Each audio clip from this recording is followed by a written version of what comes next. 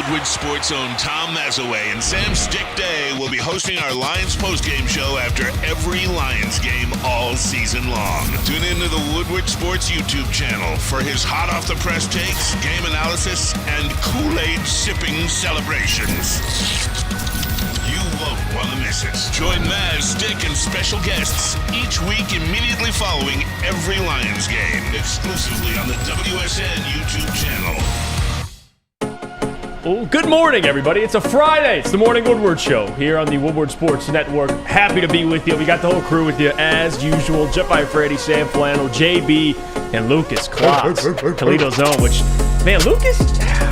And you guys know I lose every day at FanDuel. Like, you guys know this is a thing.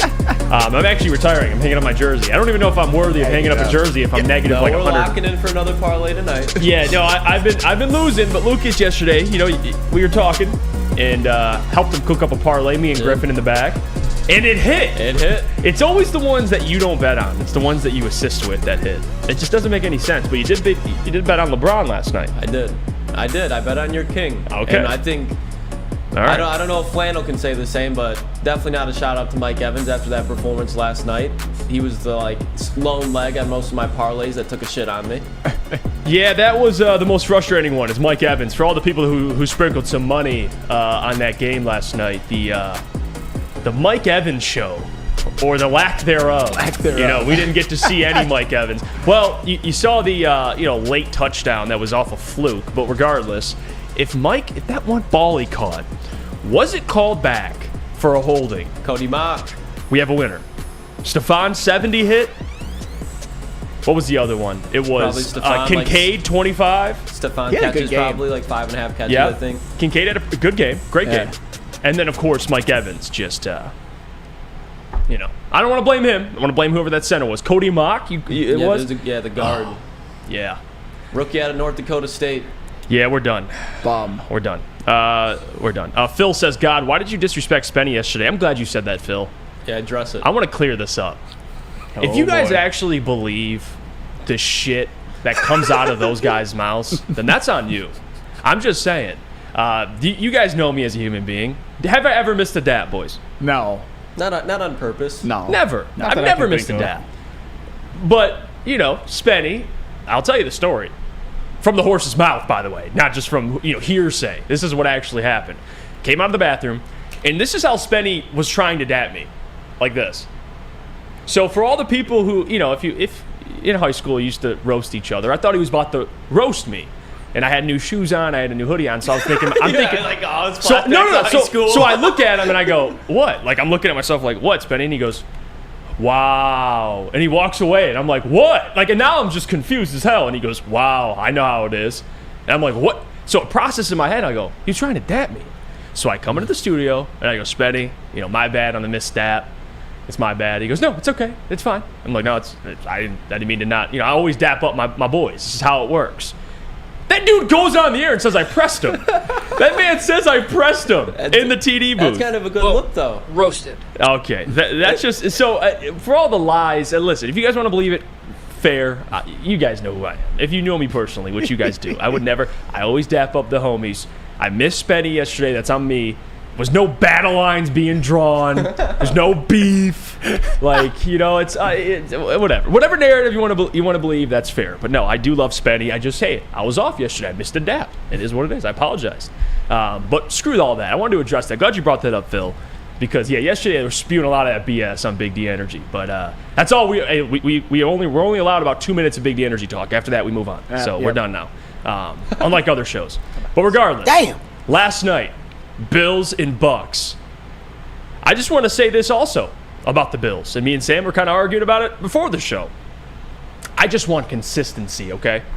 Josh Allen is an incredible quarterback. Actually, we have our quarterback rankings later in the show, which I can't wait to get to. Me, Lucas, and, of course, Sam have our top 10 quarterbacks. We'll go through them, and we'll, talk about what we agree with, what we disagree with. Josh Allen's amazing. Yes. Doesn't take anything away from what he's doing. But if we're going to be consistent, are the Bills contenders? Because after these last 3 games, Sam Flannel, almost losing all 3. Last night, whatever happened late in the ball game, Baker Mayfield looked like complete garbage. Shout to Maz, by the way. And they still Chris Godwin had an opportunity to catch that Hail Mary. That he didn't. They won by, 7 at that point? Or I believe it was 6. 6, yes. Because if they would have caught it, they would have won.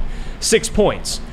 But they got close. They did. You're coming off a loss to the Patriots. An offense that is the worst, you could argue, in the NFL. And that's and Mac Jones had like 4 incompletions. And that's following the Tyrod Taylor Giants game, too. And that's following the Tyrod Taylor, the checking into a run play when it should have never been a run play. And they still got out of there alive. But, Sam, we discussed this, and I asked, if we're going to bail on the Lions for one, it was an ugly loss against a top, what would you say, 4 team in the NFL? Sure. Are we going to bail on the Bills for almost losing to 3 garbage teams, or what? You give me your thoughts on All that. right, so we got to be consistent. You know what? What if we can break bread a little bit? I think they're both still contenders. I don't think you can throw the Lions in the trash after that one loss, and I don't think you can throw the Bills in the trash by any means. I've always gotten a little bit annoyed this year by this just complete dismissiveness of the Bills, and even by proxy, this complete dismissiveness of Josh Allen. Yes, the Bills have suffered a couple of bad losses, particularly the one in open the season against the Jets, and the one in which they lost in Foxborough to a terrible Patriots team. That's not acceptable. Mm-hmm. That is 100% not acceptable. But still, you got Josh Allen playing some of the best football of his career. You got Stephon Diggs. He's still Stephon Diggs. Their running game, besides for Josh Allen, is the best it's been in the Josh Allen era. James Cook is actually on pace for 1,000 yards. He's never had an 1,000-yard rusher. They've got 5 guys, count them, 3 guys with at least 5 sacks. My bad. 3 guys with at least 5 sacks. Ed Oliver, AJ Epineza, and Leonard Floyd. The one thing, they have a top 5 offense and a top 5 defense. The one thing that could hurt the Bills, and I think this is fair, is the losses of Tre'Davious White and Matt Milano. Those will be absolutely huge. And the one thing that breaks it for me is Sean McDermott. He's definitely taken a step back since losing Brian Dable. That's when, that's a fact. The thing that kind of pushes it towards fraud for me, and I'm not saying, the Bills are definitely going to make the playoffs. Yes. I think they definitely have a chance to win the AFC East. I don't know if you want to lock that down yet. I still think the Dolphins do have a chance.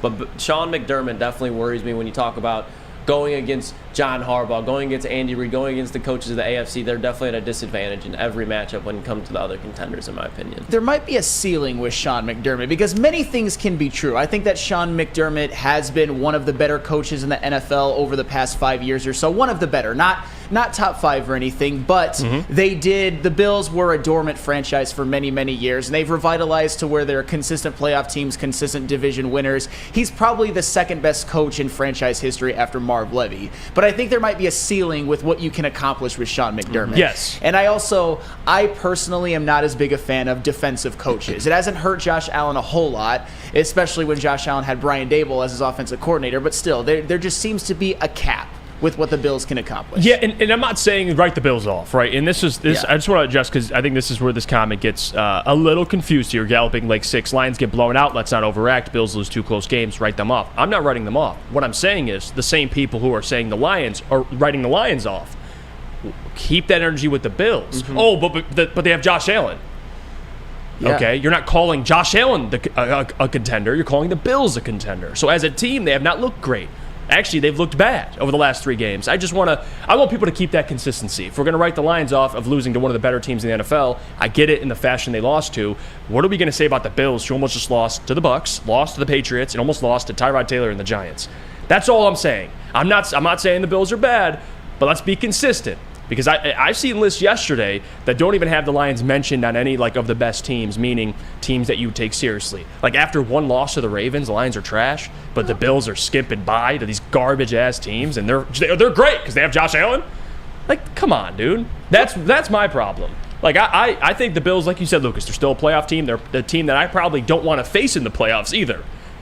But they have not looked great. The point I'm making is it's almost mid-season. This is where the overreactions kind of come into play. The Lions are still a good team. Bills are still a good team. I don't take any of that too seriously. But for people that are saying the Lions are written off, keep the energy with the Bills. That's all I'm saying. Well, but I also don't like this complete laissez-faire attitude about, the Lions just lost to 32 at Baltimore. Everything's fine. It's actually a good thing. They're going to learn from it. That's the thing. You don't have the right, and a lot of people don't like when I say this, you don't have the right to bitch about national perception when you go on the road and lose by 32, especially when you're a team like the Detroit Lions. In my opinion, and I know some people will say it's irrelevant, I think the Buffalo Bills, because they have still been winning, although 5-3 is probably not where they want to be, because their offense still looks good, because their defense still looks good overall, because they still have Josh Allen and Stephon Diggs, they deserve a bit of the benefit of the doubt because they have been the kings of the AFC East for 3 or 4 years now, and the Lions are up and coming. You don't get to earn that trust when you haven't even made a playoff berth yet. I think that's where it's coming from. It's not like the Bills are bad or anything, but they also have the benefit of the doubt and a lot of the cast of the same characters from their other successful teams. And that's fair. If you want to go off, history, then fine. I guess I'm more of a, what have you done for me lately? And just lately, the Bills over the last 3 games have not looked good at all. So we'll see how that trends. Maybe things change. Maybe the Lions look great moving forward. But all I'm saying is it's crazy how just because and I get it, the way they lost was not ideal. It was bad. But a part of me, Lucas, thinks it is just because it's the Lions. Like, oh, they are what we thought they were. As far as what? Like just the franchise. When they lose like that to the Ravens, everyone's like, oh, they are who we thought they are. The old Lions, same old Lions. Yeah, and that'll all change. It'll change on Monday night when the Lions go out and win by 20-plus against the Las Vegas Raiders. And the corpse of Jimmy Garoppolo, and I think they're trying to rush him back, which, go for it. It's not going to work out well for him, but I think it's going to be a smackdown on Monday night.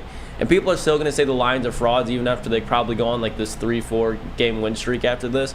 But just let them keep that energy. Yep. Let them keep the same energy because the people are saying the same thing about the Bills when they first started coming up, saying that Josh Allen, he's a wild quarterback that's never going to be able to win in the AFC, and look at him now. I'm not saying that Jared Goff is Josh Allen, but I'm just saying the narrative around the Bills before this era that they're in right now is very similar to the Lions, just being consistent losers. When they snuck into the wild card game because Tyler Boyd had that crazy play against the Ravens, everybody was freaking out like it was a national holiday because the Bills were back in the playoffs, and that's going to be the same way with the Lions. Yeah, 100%. Now, the Bills' defense is where it's different, to Sam's point. The Lions, especially that secondary with injuries, I think they're 20 in the 20s in pass defense, which you can't happen. It just can't.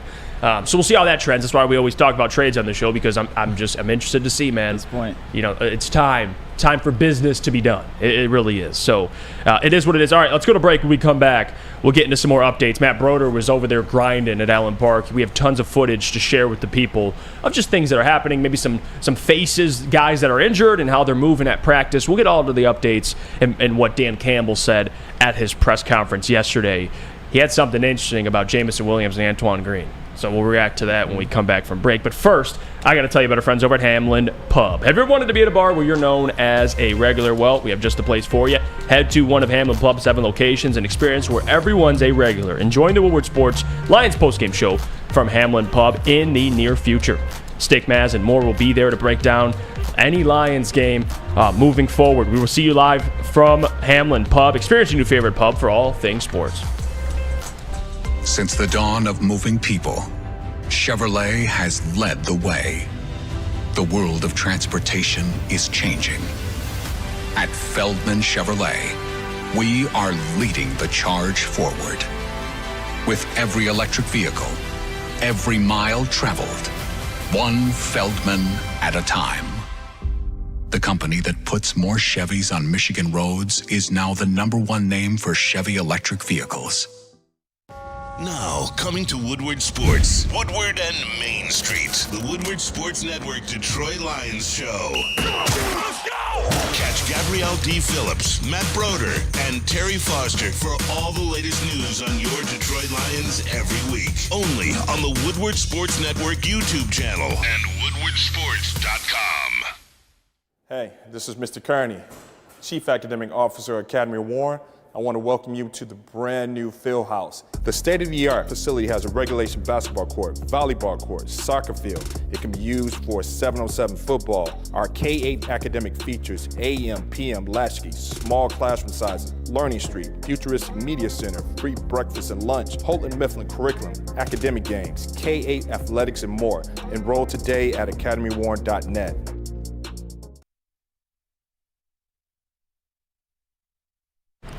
Join Woodward Sports and Long Drink live every home game for the official Lions VIP tailgate party. It's at Eastern Market and Shed number 5, and it is always a bash. It's going on this upcoming Monday for the Lions versus Raiders big Monday Night Football matchup. It starts at around 5:30 and goes all the way until game time. The official Lions tailgate is back and better than ever. How would you like to pregame it with Woodward Sports and be treated like a VIP? Food, beverages, and entertainment all included. Get your tickets online today at bullseyeeventgroup.com or win some from Woodward Sports today. Just subscribe to our YouTube, follow us on Instagram, and direct message Lions VIP.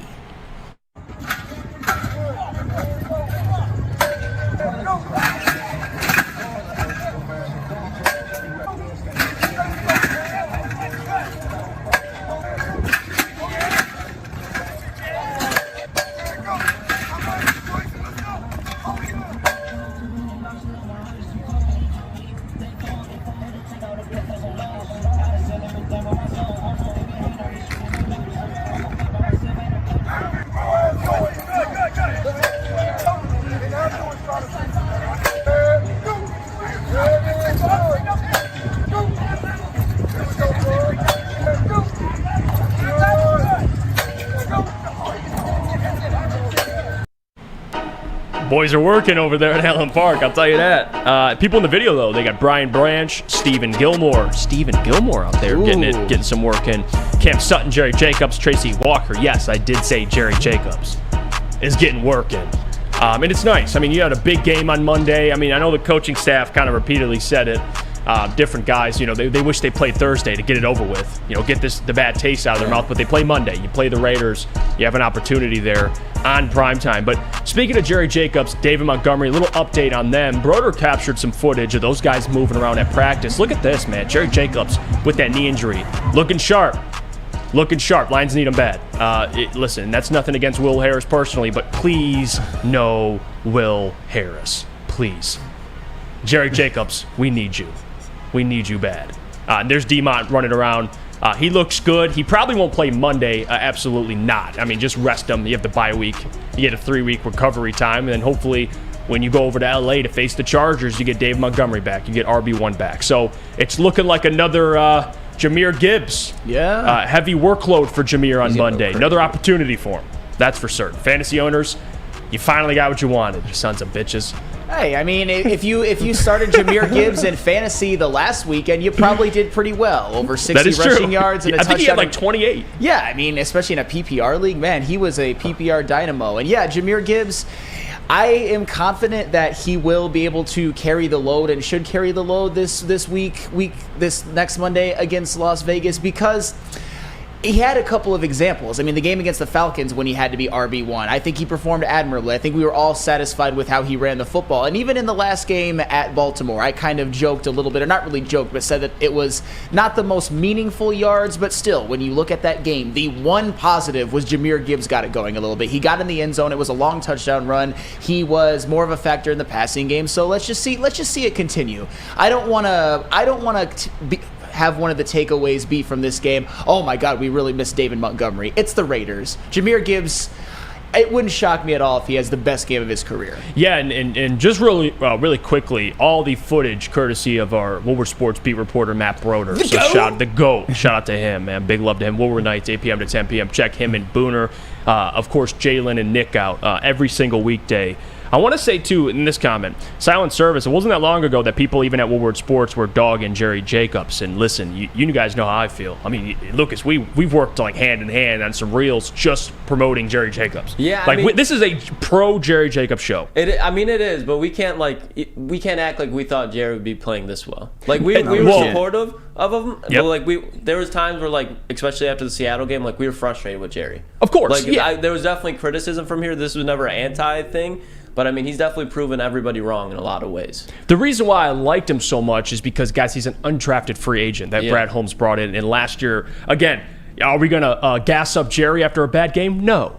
But I always liked Jerry. He's a guy that everybody kind of overlooks. And last year, at least I thought this year early on, he's somebody that can hold down that opposing side of Cam Sutton. But now it's like, hey, he's a starter. And Sure. now with Emmanuel Mosley out, he is your starter. And when you got to see a little taste of what this team looks like, the secondary looks like without him, and Sam Flannel, get it out of my head right now. Yes. Get it out of my head. You don't know what you got till it's gone. No, right? that is true. I mean, that's the thing. But with Jerry Jacobs, I know that a lot of people will say, you guys were trashing him at one point, now you guys are hyping him up. The thing is, when you don't play well in a game, and I'm not saying it was all Jerry Jacobs' fault, he did not play well against Seattle. And one of the reasons why they lost is because Geno Smith was just driving the ball right down the field consistently, and the Seahawks put up 37 points, 31 of them offensively. Right. That's you're not just gonna, you can't just overlook that and be like, oh my God, Jerry Jacobs is fine, because at the time he wasn't. But what he has done since then is be a very viable starting corner. I mean, and even coming into the year, this defense was not designed for Jerry Jacobs to be the starting corner. No. It was designed for Emmanuel Mosley to do it. So just the fact, I think that already had some people overlooking him a bit, because it was like, he's good, but do you really want him as your starter? It turns out with him as your starter, he's looked pretty damn good. And when he's out, there is who would have thought before the season that there is a Pacific Ocean gap between Jerry Jacobs and Will Harris? For real. Yeah, Pacific Ocean. Pacific Ocean.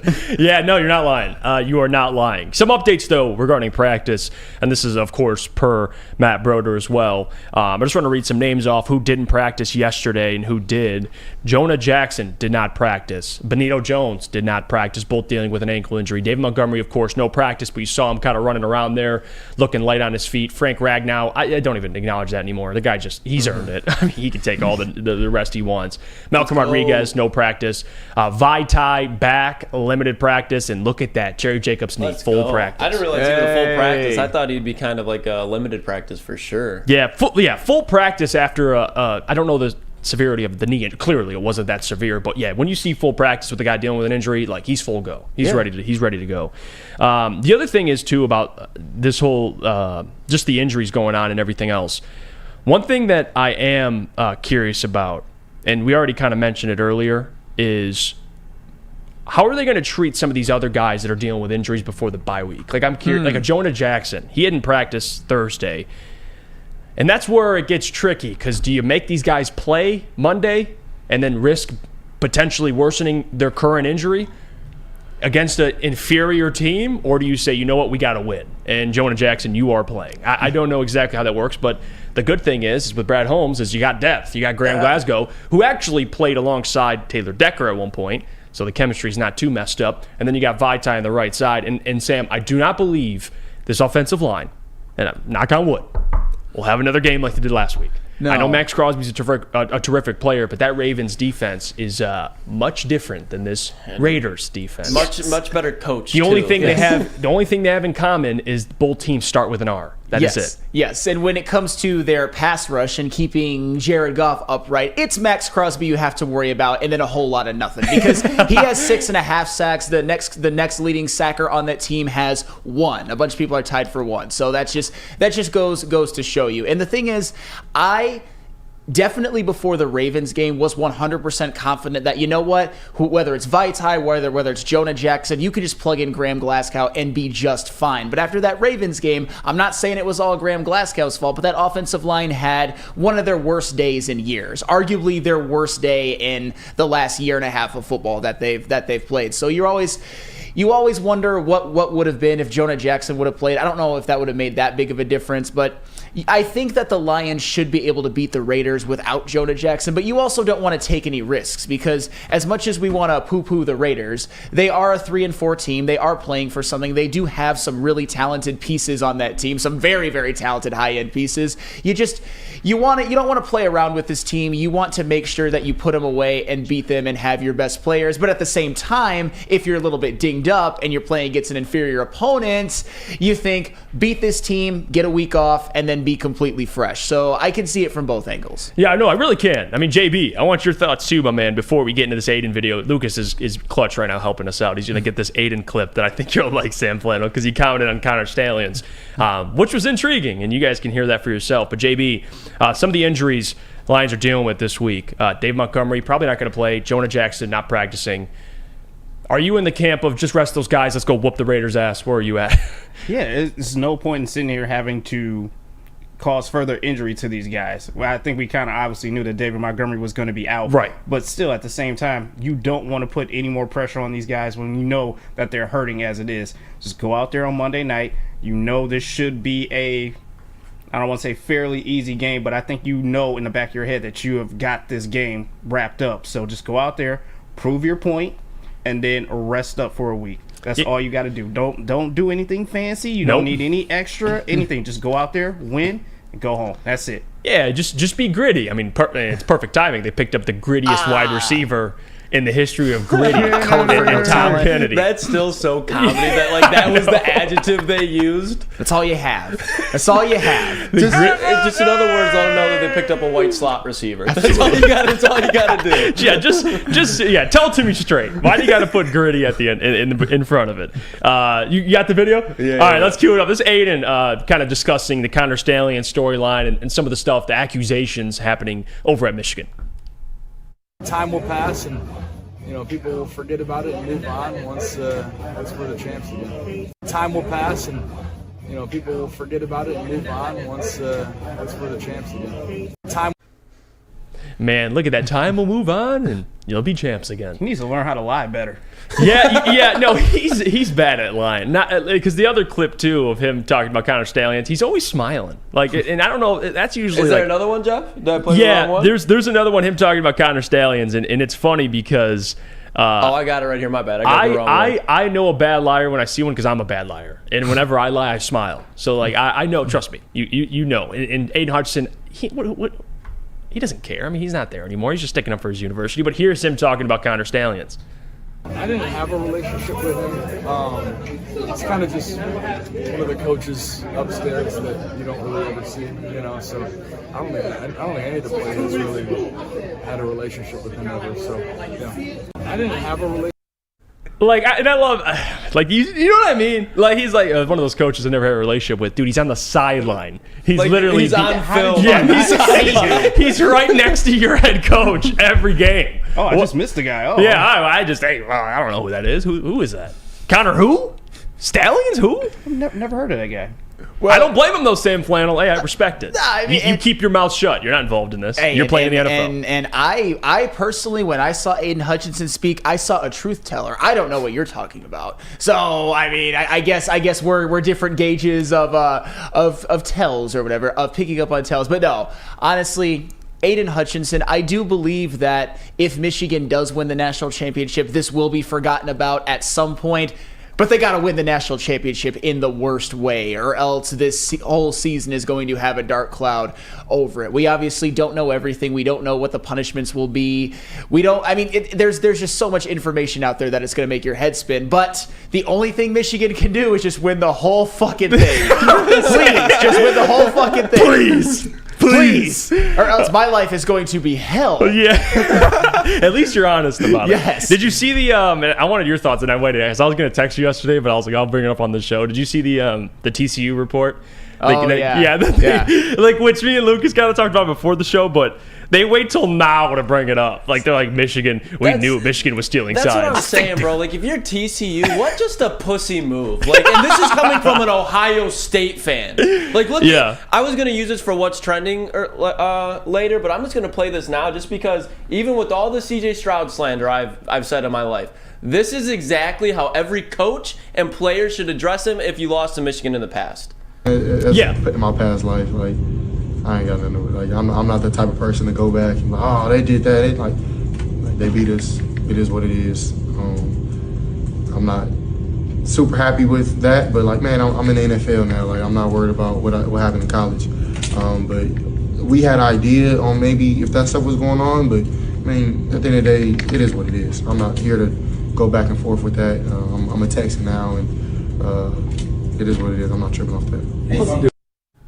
Ridiculous. If you do not think that Power 5 programs all are doing it in some type of way, you're lying to yourself. Every coach tries to find a way to sneak around the rules and protocols to get that upper advantage. And I can promise you that Michigan was not the first team to go, you know what? Maybe we should try getting their signs. Every high school team damn near does it in the nation. Yeah. It's ridiculous. You lost to a better team. That's all you need to know. Yeah. And for TCU to come out and say, you guys played better than Michigan. JJ had some mistakes in that game. We know what happened. I lost my hair. It is what it is. All right, but I thought that was funny that TCU now comes out when all these accusations are like, hey, we know they were stealing our signs too. Yeah, it's like, so dude, we didn't scout them, and then we did, but they knew it. It's just that's the problem. It's information overload at some point. And I just want to respond to something quick that Brandon Katz said, just talking about if they don't win the national championship, it's going to be bad for me. This is a bad take by Sam. This story is stupid. Everyone tries to steal signals. I mean, what was your take? That was bad. That's what I'm confused about. When this all comes out and the punishment is levied and everything, I think it might turn out as such. And I personally am not really offended by it. And I think that Michigan, like I said, the only thing that they can do now is win the national championship. But even without all of this, Brandon, if Michigan does not win, it is going to be bad for me because it is national championship or bust, and the perception is always going to be, and I can put my blinders on as much as I want, the perception from a lot of MSU fans, from a lot of Ohio State fans, from a lot of college football fans is, oh my God, Michigan cheated and they still couldn't win. So just go win the national championship, embrace the villain role, and just give the finger when you win it. Because Michigan, whether anybody likes it or not, you could make a legitimate argument that this is the best team in the nation and they should be the favorites. But with that comes the burden of expectations and the potential, I would say, disappointment if they fall short. I don't think they will, but absolutely, urgency is at an all-time high. It's at level 10. Yeah, get it done. And for the context on what happened, for people that don't know, I bet my hair that Michigan would beat TCU, and I'm not even a Michigan fan. So that was like my first week here too. Yeah, it was bad. But Bucky has a problem with it. Bucky says, "Jeff, you didn't honor your bet, you turkey." That's interesting. Call me a turkey. Wow, Yeah. I give you bonus points for that one. Yeah, turkey. We're not going to act like you did. Well, with that attitude, Bucky, I should have never even shaved my head. I should have just left it there if you're going to talk shit anyway. Shout out, Bucky. Yeah, right. Shout out the turkey. That's this is like I said I'd shave my head. I think people actually thought I'd go bald. I'm never going bald. That is never happening. I shaved it to a 1. So hey, that's as low as I'm going, boys. I'm sorry. I can't go bald. That is not happening. That thumbnail with Killian the other day, you were bald. That makes up for it. Yeah, that one's funny. Now the Photoshop edit is one thing. Yeah. But man, a turkey? I mean, I think I'm more of like I'm a little better than a turkey. That's seagull? That's a weird... Like, give me a seagull or something, dude. A weird seagull's like the lowest. Seagulls are rats with wings. Seems disgusting. All right, you know what? I'll take a turkey then. That's fine. I feel like that's like a 1970s term or something like that. Like they used to call people turkeys or something. Yeah. That's funny. All right.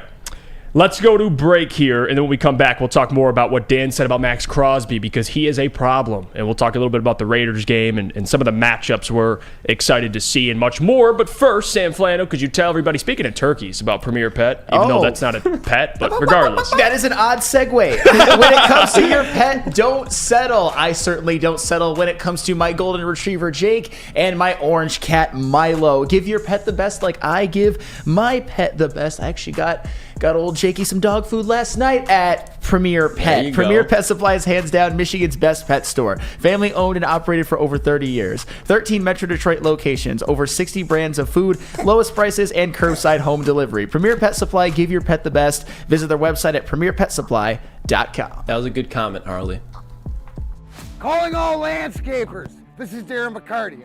I'm at Outdoor Equipment Co. How would you like a landscape like a legend? How about a bad boy zero turn? And even a chainsaw.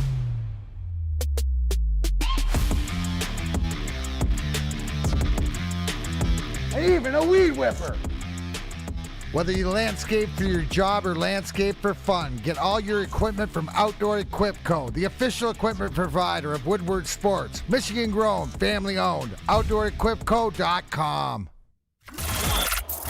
Woodward Sports' own Tom Mazaway and Sam Stick Day will be hosting our Lions postgame show after every Lions game all season long. Tune into the Woodward Sports YouTube channel for his hot-off-the-press takes, game analysis, and Kool-Aid sipping celebrations.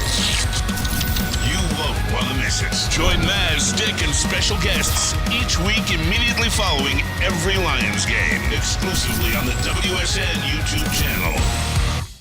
Your Your home is your most important asset. Flexibility in the sales process is key. When you work with Mark White and Associates, you can cancel at any time, for any reason, without penalty. Speaking of flexibility, check this out. Who you work with matters. Hire the best broker in the game.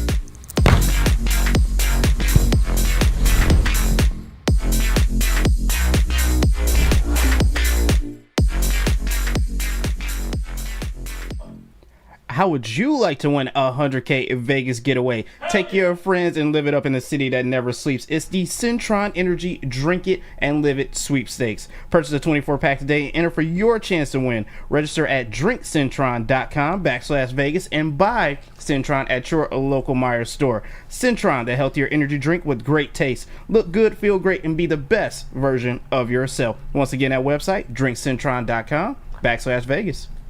I mean, what does he not do well? I would start there. I don't know. I don't know what that would be. He's very active. All right. He's slithery. He can bend. He's explosive. Quick first step. He's very crafty, man. He's a master of his craft, man. His hands, his bend. And then his motor. I mean, he just doesn't quit. And so he's disruptive in the run game, and the pass game is not only what you see off the edge or his ability to pressure the quarterback, but it's getting the football out too. It's one thing to get a sack on a guy, but he's getting the ball out if he gets around the horn. So this will be a big challenge. Really for our O-line in general, because this guy moves around now. He's not going to just be left. He's not going to be right. Third down, they're going to move him around. All of them got to be ready for him, but more times than not, he'll be on Sewell and Decker, and so those guys are up for the challenge, and that makes you feel a ton better knowing the guys that we got. But this is going to be a war now. This guy he really is. This is the most disruptive defensive player we played all year to this point. So we got to be ready. We're back. It's the Morning Woodward Show. Jeff, the Turkey, Iafrate. We got Sam Flannel. We got JB and Lucas Klotz. I'm going to start doing that, man. Imagine coming out, Jeff, the Turkey, Iafrate. I could imagine. I don't mind it. All right, let's get into what Dan Campbell said. He's talking about Max Crosby. Man, the way he describes Max Crosby, Dan, I think we know who Dan wants. Dan can trade for anybody. Is Dan wants right there? Yeah, he's like, what does he do well? What can't he do? Like, damn, who are you describing? Like, this man, he doesn't have any weaknesses. He's bigger than everybody. He's faster than everybody. Max Crosby is a hell of a player, and he really is. And that's probably, and you said it best, Sam. Even though it's a little extreme, but you're all right. You take care of Max Crosby, or you can't, but you try to contain Max Crosby, and the rest you just kind of let figure out. Oh, yeah. Like Chandler Jones was a part of the Raiders until, what they saying about Aaron Hernandez? Yeah, poor guy. I mean, he's going through something. Yeah, I don't know what that is sad. I don't know what he's going through. But regardless, now it's just Max Crosby. Oh, yeah. And the question I have for everybody is, it's not even really has to do with Max, but it's about the Raiders in general. This team, offensively, and I don't give a damn who's at quarterback. JB could be out there. They have not scored under 20. You could put Jimmy G out there, Aiden O'Connell out there, Brian Hoyer out there. They've scored over 20 one time. Ooh. That's the offense you're dealing with. And that's, of course, against the Bears defense. They played the Bears. So it's not like they're playing these elite defenses that just contain Josh McDaniels' offense. No. Josh McDaniels is just bad. And he's just that guy that keeps just floating around, ain't he? Like, Josh McDaniels, he could lose every game in the regular season, be fired, go be an OC, and he'll still pop up somewhere. What were we comparing him to yesterday? The Sean Clifford of the NFL? Oh, yeah. Sean Clifford. No, that's what Lucas is like. We're trying to think of an example. And he's like, we're like Josh McDaniels. I'm like, well, if Josh was like 40 years older, yeah, it's just the mid of mid. You know what I mean? But the bottom of the barrel. But at least Sean Clifford has playoff appearances. Or Steve Clifford. Excuse me. Sean Clifford's old. Steve. Now you got me. Yeah. Excuse me. Steve Clifford, the head coach of the Charlotte Hornets. That's not bad. Who was formerly the head coach of the Magic. Yeah, he's the guy that's just like you're guaranteeing an 8 seed. Like, that's what his ceiling is. And that's it. Yeah. You're not getting a series win. And look at this. Brandon Katz, it's a bad take by Jeff. The reason the Raiders' offense is bad is because of Garoppolo, not McDaniels. Well, little do you know, Brandon, they've had 3 quarterbacks start this year, so you're wrong. It is because of Josh McDaniels. That offense is inept. It's bad. I mean, Josh Jacobs is having his worst year.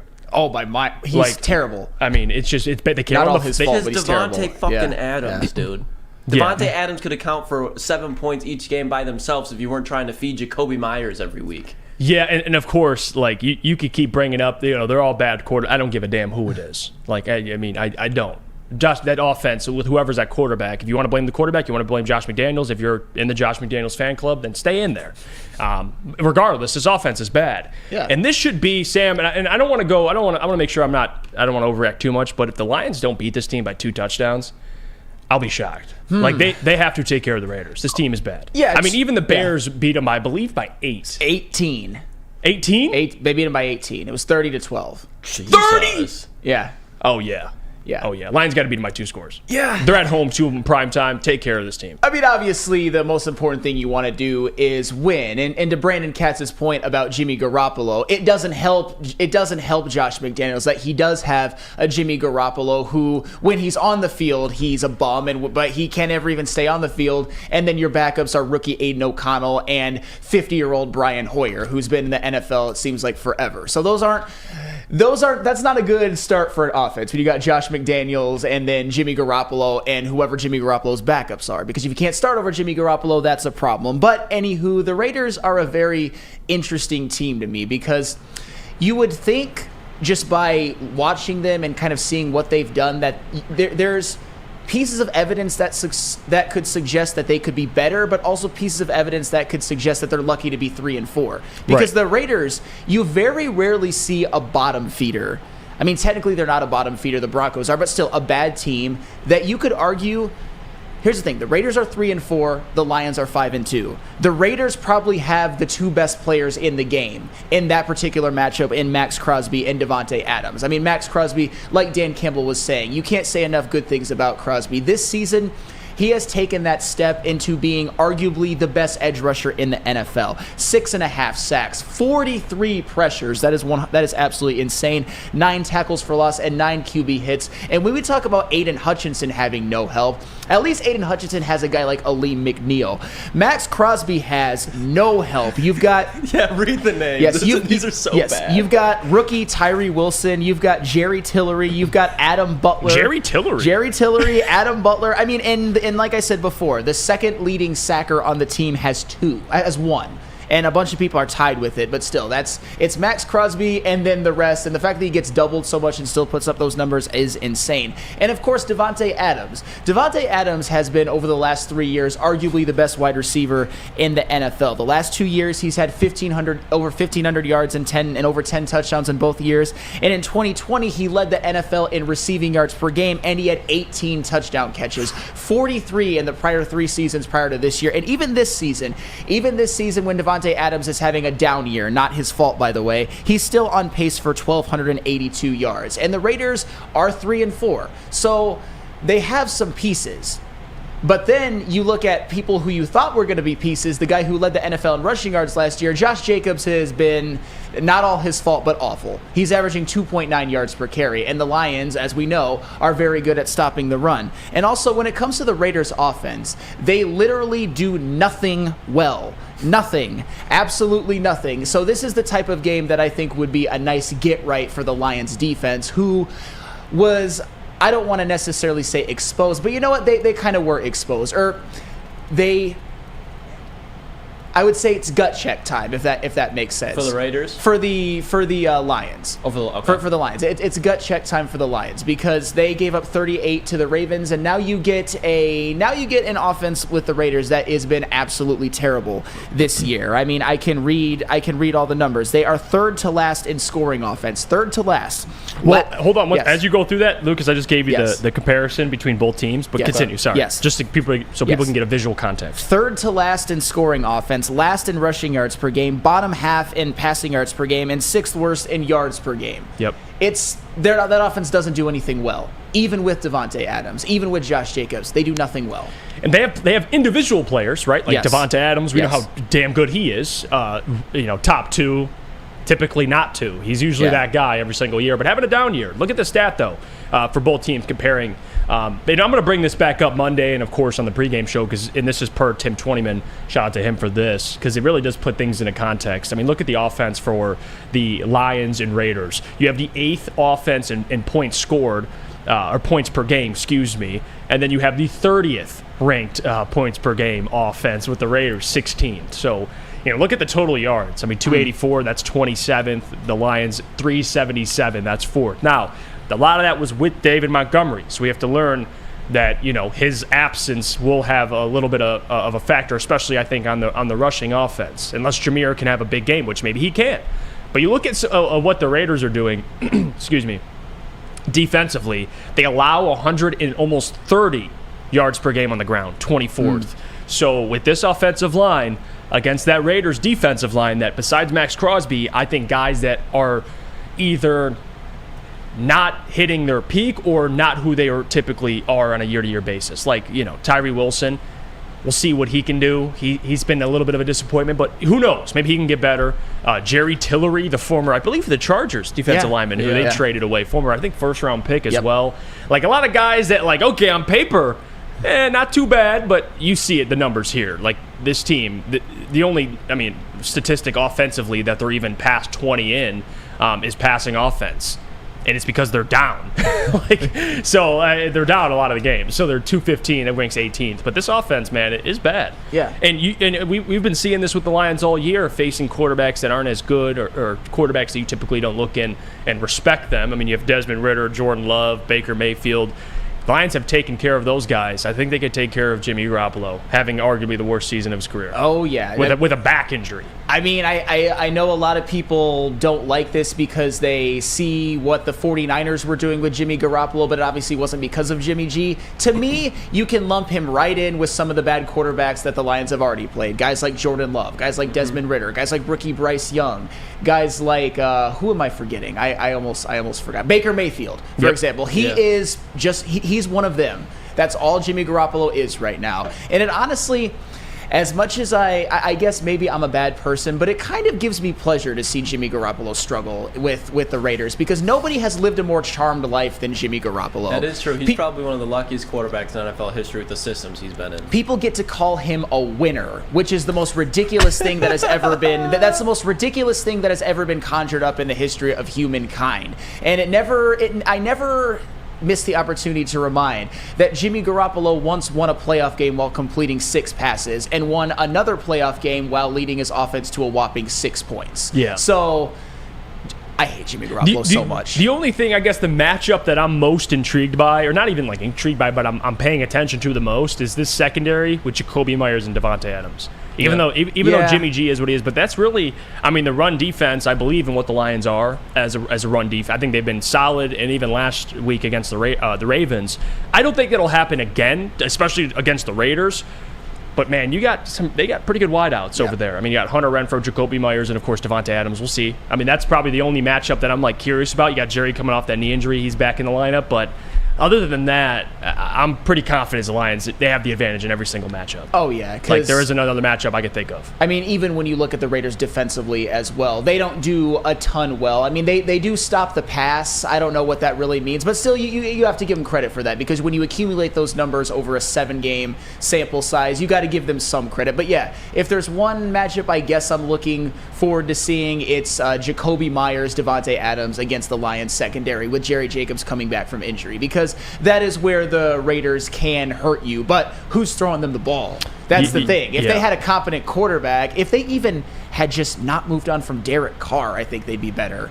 And we could talk all day about who they should acquire, defensive linemen that we talk about. Hey, you need some more help for Aiden. Regardless of that conversation, the Lions still lead the league in pressures, according to PFF. So, that's just a statistic. That's just a fact. They have 159 pressures on the season, 1 more than the Ravens. So, for all the people that are worried about this defensive line, against the Raiders, you should be okay. I'm more concerned about, you're talking Philly, the 49ers, teams that pretty good offensive lines, but the Raiders, to me, they don't have it. So they should be okay this week. I'm not too concerned. Let's go to break.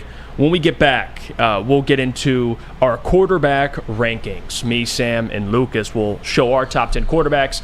Chat will react to them because we saw that bogus 33rd team. Love what they do, but that list was bogus and where they ranked quarterbacks. We'll give you the morning Woodward Show quarterback rankings when we come back. But first, I got to tell you about our friends over at Planet Fitness because, guys, at Planet Fitness, you'll experience a squeaky clean gym that has tons of equipment, full body workout in just 30 minutes, and all memberships include fitness training. You'll get all of this for just $10 a month, no commitment, no matter where you are. There is a Planet Fitness close by. There are more than 50 in Metro Detroit and thousands more throughout the world over at Planet Fitness. Brace yourselves, Detroit. As the sun begins to set, two of Woodward Sports' brightest young stars will be taking the mic for a brand new show. Woodward Nights with Spooner and Broder. The dog days in Detroit are over, and the boys are unleashed. Join in on the banter and hop on the bandwagon of the #1 night show on the internet. Tune into the Woodward Sports YouTube channel every weeknight from 8 to 10 p.m. Woodward Nights with Spooner and Broder. Come to Lady Jane's for an award-winning haircut experience and register for a once-in-a-lifetime opportunity to win an all-expenses-paid suite for the 2024 NCAA tournament for you and 5 of your best buds. Lady Jane's open 7 days a week. Walk in anytime. It's wicked awesome. Now, coming to Woodward Sports, Woodward and Main Street, the Woodward Sports Network Detroit Lions Show. Let's go! Catch Gabrielle D. Phillips, Matt Broder, and Terry Foster for all the latest news on your Detroit Lions every week. Only on the Woodward Sports Network YouTube channel and woodwardsports.com. Let me tell you about friends over at the Academy of Warren because, guys, they got all the features for your child, like a futuristic media center, free breakfast and lunch, academic games. If you got student athletes out there, well, they got you taken care of, too. The state-of-the-art Sports Dome Fieldhouse has a basketball court, soccer field that can also be used for 7-on-7 football. All that now enrolling at theacademyofwarren.net. All right, let's get into it. Morning Woodward Show here on the Woodward Sports Network. Let's get into our quarterback rankings. Sam, we'll start with you first, and then I'll give my list, and then Lucas can pick us apart. All right. And kind of tell us where he disagrees, JB as well. We'll start with you, Sam. What do you got? All right, my flawless list. At number 10, I have C.J. Stroud. How about that? Rookie C.J. Stroud, one of the front runners for Rookie of the Year. Top 10 in quarterback rating, has a 9-to-1 touchdown to interception ratio. Absolutely elite. 10th in passing yards. And he also is doing it with a bottom 10 rushing offense. Dameon Pierce has not had the year that we have anticipated. And think about this. The Houston Texans have already equaled their win total from last year. And C.J. Stroud has really lifted this team up from where they were a year ago. That's what happens when you bring in a quarterback like C.J. Stroud and you replace and you cast aside Davis Mills. Guys like Nico Collins. His numbers take a big jump and the offense takes a big jump. At number 9, I have Brock Purdy, somebody who has fallen a bit on my list. And I almost don't even want to put him in the top 10, but you can't deny 2nd in passer rating, 3rd in QBR, tied for 6th in touchdown passes.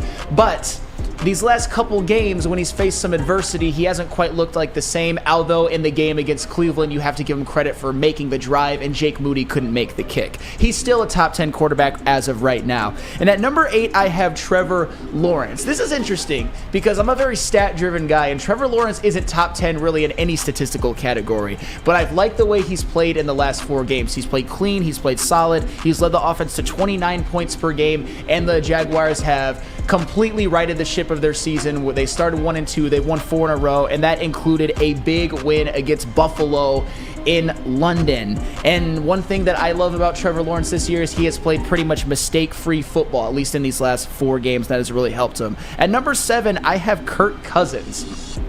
Kirk Cousins' counting stats, especially the fact that the Vikings have been winning more lately, can't be ignored. He leads the NFL in touchdown passes per game. Josh Allen just overtook him, but he's played 1 more game.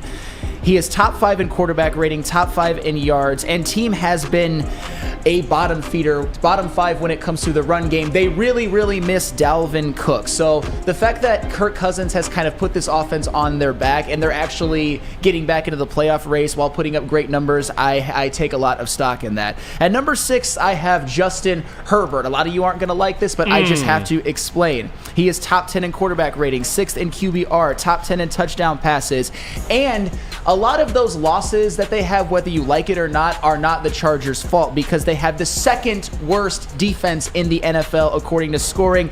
They've lost games 36-34 and to the Dolphins and 27-24 to the Titans in overtime because the Chargers gave up the season best game to Ryan Tannehill because I guess Justin Herbert can't motivate the defense or something. At number 5, I have Jared Goff. Can I cut you Jared off real Goff. quick, Yes, Flannel? yes. I'm very proud of you. Thank you. I am very proud of you for you just eating your pride and putting Jared Goff in front of your boy Justin Herbert. I'm proud of you. Kudos to you. You know what?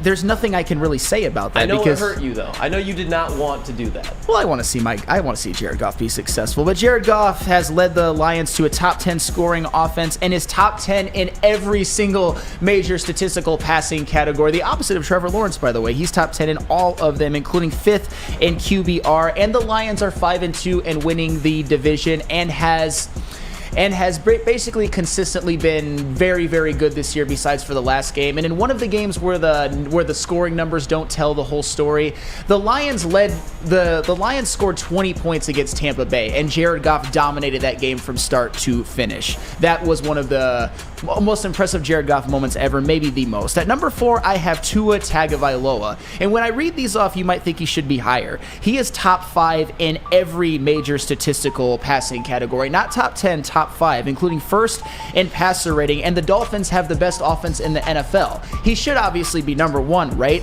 But here's where I ding him a little bit. The Miami Dolphins have the number 1 rushing offense in the NFL. Devon Achane, when he played, was averaging 12 yards per carry. 12!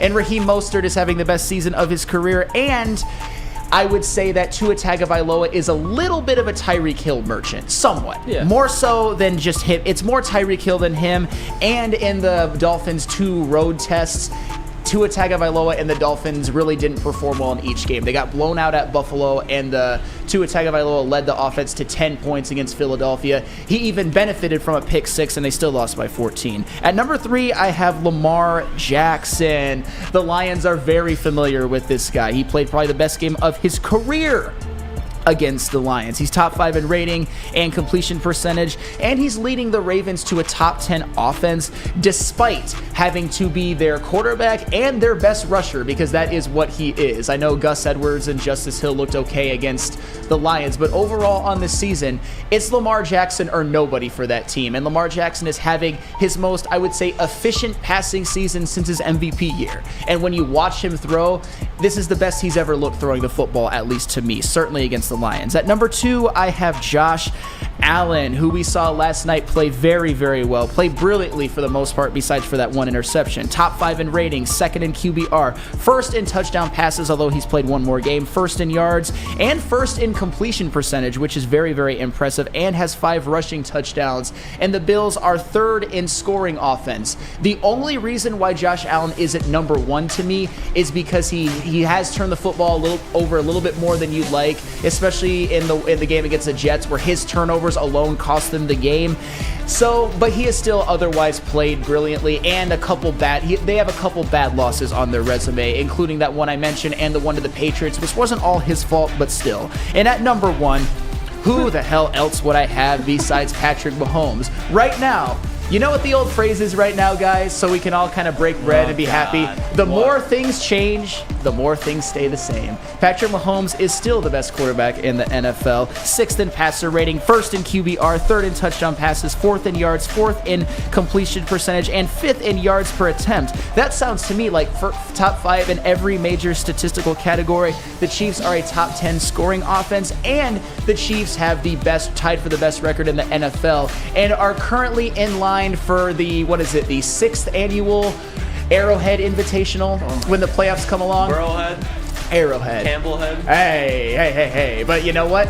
Is Patrick Mahomes ever going to play a road playoff game besides the Super Bowl? Is it ever going to happen? I'm sure eventually he Eventually. will. Maybe in year 12. It's like, what stat did I send you the other day that's similar? Like Tom Brady, never once in a game in his career was he eliminated from playoff contention. Yeah, that's insane. Kind of like that. Even like Patrick Mahomes never playing away games, same type of thing. That's crazy. It's just those mind-boggling stats. So yeah, that is my list. I'm sure there are people who have no problem with it whatsoever because it's perfect. But Jeff, I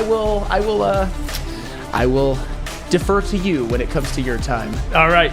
Good stuff, Sam. We'll go to break. When we come back, we get to my list, and then we'll have the people react. And, of course, we'll have our own thoughts on what we both did as a team. But first, I got to hear about our friends over at Swiss Insurance. Of course. Do you have football on the brain? Of course you do. Fall ushers in college and professional football, and this year has been awesome. Fall is also a perfect time to shop your home and auto insurance. Shop it like a pro with Swiss Insurance. They cover Woodward Sports Network, and they should be covering you too. Ask for Mark at Swiss Insurance today at swissins.com or call 248-800-4177. Again, that is 248-800-4177, Swiss Insurance. And let me tell you about our friends over at Feldman with 18 locations. There's always a Feldman dealership in your backyard. Visit feldmanauto.com to find the locations nearest to you. You can catch us over at Feldman Chevrolet and Novi every other Monday to recap Lions victories.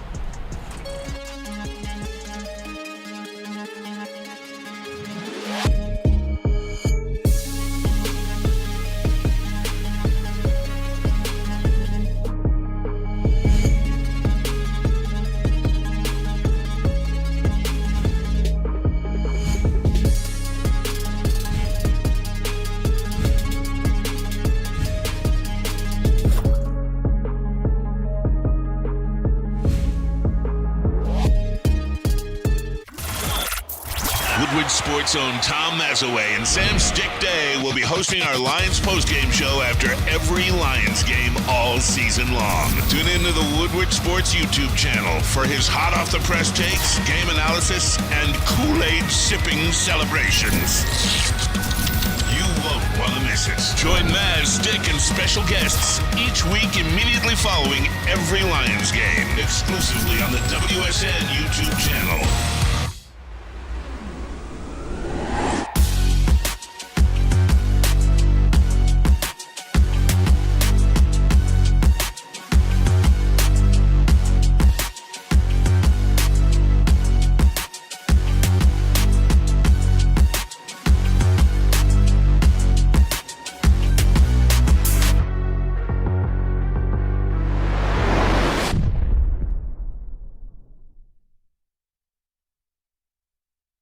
Burgers and chicken sandwiches are taken over at Big Boy. You can try the best cheeseburgers or their new pretzel bacon cheeseburger. You can upgrade your fries. They got chili cheese fries or, of course, their loaded baked potato fries.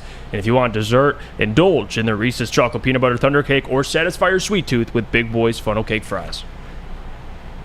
All right, we're back. It's time to get into my list. We just got through Sam's top 10 list. We'll do mine, and then Lucas, JB, and the people can give their opinions on where we were right or where we were wrong. All right, let's see my list. Let's talk about it. All right, so at 10, for me, Jalen Hurts makes an appearance. And I struggled with this one. I did. Because at first I thought, does Jalen Hurts deserve to be in there? And I thought to myself, I'm going to put him at 10 for a couple of reasons. Number one, the man's 7th in passing yards, and he's 6, meaning 6 TDs on the ground. I think people forget about that. He's been productive with his legs this year, and he's coming off a big win against Miami. Although he threw an interception, and he has to clean that up, he's still top 10 in QBR, and I think overall, as the season picks up, Jalen Hurts is going to be just fine. So I wanted to put him at 10 there over CJ Stroud. I struggle with that because you guys know how I feel about CJ Stroud, but I'm going to go ahead and put Hurts there. Herbert at 9, and you're probably thinking, how the hell can Herbert be 9? Well, I'll tell you. Last 2 games, you know how they ended for the Chargers? How'd they end? Herbert interception against the Cowboys, end of game. Herbert interception against the Chiefs, end of game. That's why he's 9. He is not playing up to Herbert standards. He is a terrific quarterback, but at least this season he has not looked the part. Watching the Chargers, you can blame whoever you want to blame. You want to blame Kellen Moore, Brandon Staley. I think Brandon Staley is a terrible head coach, but regardless, Justin Herbert, the way he's been playing, yeah, the statistics look great, but the last 2 games, he's made the play to end the game. So he's at 9 for me. At 8, Brock Purdy falls down the list. Brock Purdy coming off two, especially last game, was his only game in his career where he's had more interceptions than touchdowns.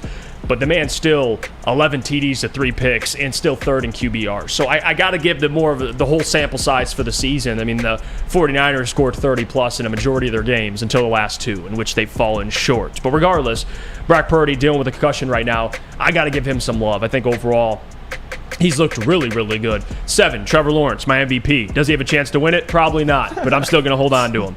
Trevor Lawrence, man, and people... I don't know what it is about the Jaguars, but they start slow. You talk about where they started. Sam, they were 1-2. Yeah. And then they won 4 straight. You know what Trevor Lawrence's statistics in that stretch are? He's 5 touchdowns to 0 interceptions. So virtually no Calvin Ridley, too. And Calvin Ridley, for whatever reason, has not been Calvin Ridley. So for Trevor Lawrence, 4 straight wins, 5 touchdown passes, 1 pick. He's cleaned it up, and the Jags are winning. He's 7th. 6 to me, Jared Goff. He was the best NFC quarterback to me until this past week. I mean, it is what it is. Quarterbacks are going to have a bad game, but the way the offense played against the Ravens, you didn't get a first down till late in the first quarter, and that's not all on Goff, but at the end of the day, he is the quarterback. The blame does fall on his shoulders. He didn't have a touchdown pass, and that offense was horrific. So Jared, after a bad game, bumps down the list to 6. Kirk Cousins rises. Guys, he balled against the 49ers, the best defense in football. He torched them without the best receiver in football, in my opinion, Justin Jefferson. Got to give him some love. I mean, like you said, you can go through the stats all you want. First in touchdown passes, you can go all through the stats. But with watching Kirk Cousins, another almost 400-yard passing game against the 49ers, like that, he's playing well right now. I think he's the best NFC quarterback at this point in time. He's playing really, really well. Number 4, Lamar Jackson. Lamar Jackson, and you talk about his game against the Lions, and the man, 21 of 27, 357 yards and 3 TDs, and with 1 score on the ground. He shot up this quarterback ranking list. But I'm not going to put him over Tua, Josh, and Patrick just with how they're playing just yet. I know Tua's coming off a bad game, but you got to take the whole season in totality. He's been playing really well. And Lamar Jackson, for people that don't know, he has 3 games this year without a touchdown pass. So I got to knock him for that. Highest completion percentage in his career. He's scoring with his legs. I get all that, and I gave Jalen Hurts some credit for that. But still, Lamar Jackson, as the season goes on, he's going to rise. But at this current point, after 1 great game, his best game by far, I can't just boost him above everybody else. So he's 4, and he's only continuing to climb, in my opinion. I think he's a legit MVP candidate behind Patrick Mahomes. I think Lamar should be 2nd. Regardless, number 3, Tua Tagovailoa. And listen, Tua, with all the stuff being said about Tua, I mean, you talk about what he did against the Eagles, had a pick late to get to Darius Slay. It wasn't the greatest performance. I mean, their offense, without that pick 6, only scored 10 points. I get all of that. But still, Tua in totality, 4th in QBR. He's top in the league in yards right now. Like, Tua is playing well. As long as he can stay healthy. I know, Brandon Katz would always say, well, against good teams, he's not very good. I don't care about that, man. Like, this is individual, and you can't deny the production Tua's having this year is impressive, and he's looked the part. Now, we'll see how that trends, and if he can stay healthy, that's the biggest thing with Tua, is him just staying upright. But moving up, Josh Allen, number 2. Even after last night, I mean, 17 touchdown passes now with more games played than any other quarterback, obviously. But still, he's balling. He is balling. And I know the turnovers are an issue, which, again, he's had a pick in the last 4 games. I get all of that, and that's Josh Allen's. That's his kryptonite. Throwing interceptions, turning the ball over. But another 300-plus yard passing game and 3 total touchdowns scored. Even though they're winning, I mean, barely winning, he's the guy right now. He's number 2, in my opinion, in the NFL, the way he's playing. And again, we saw it on the broadcast last night.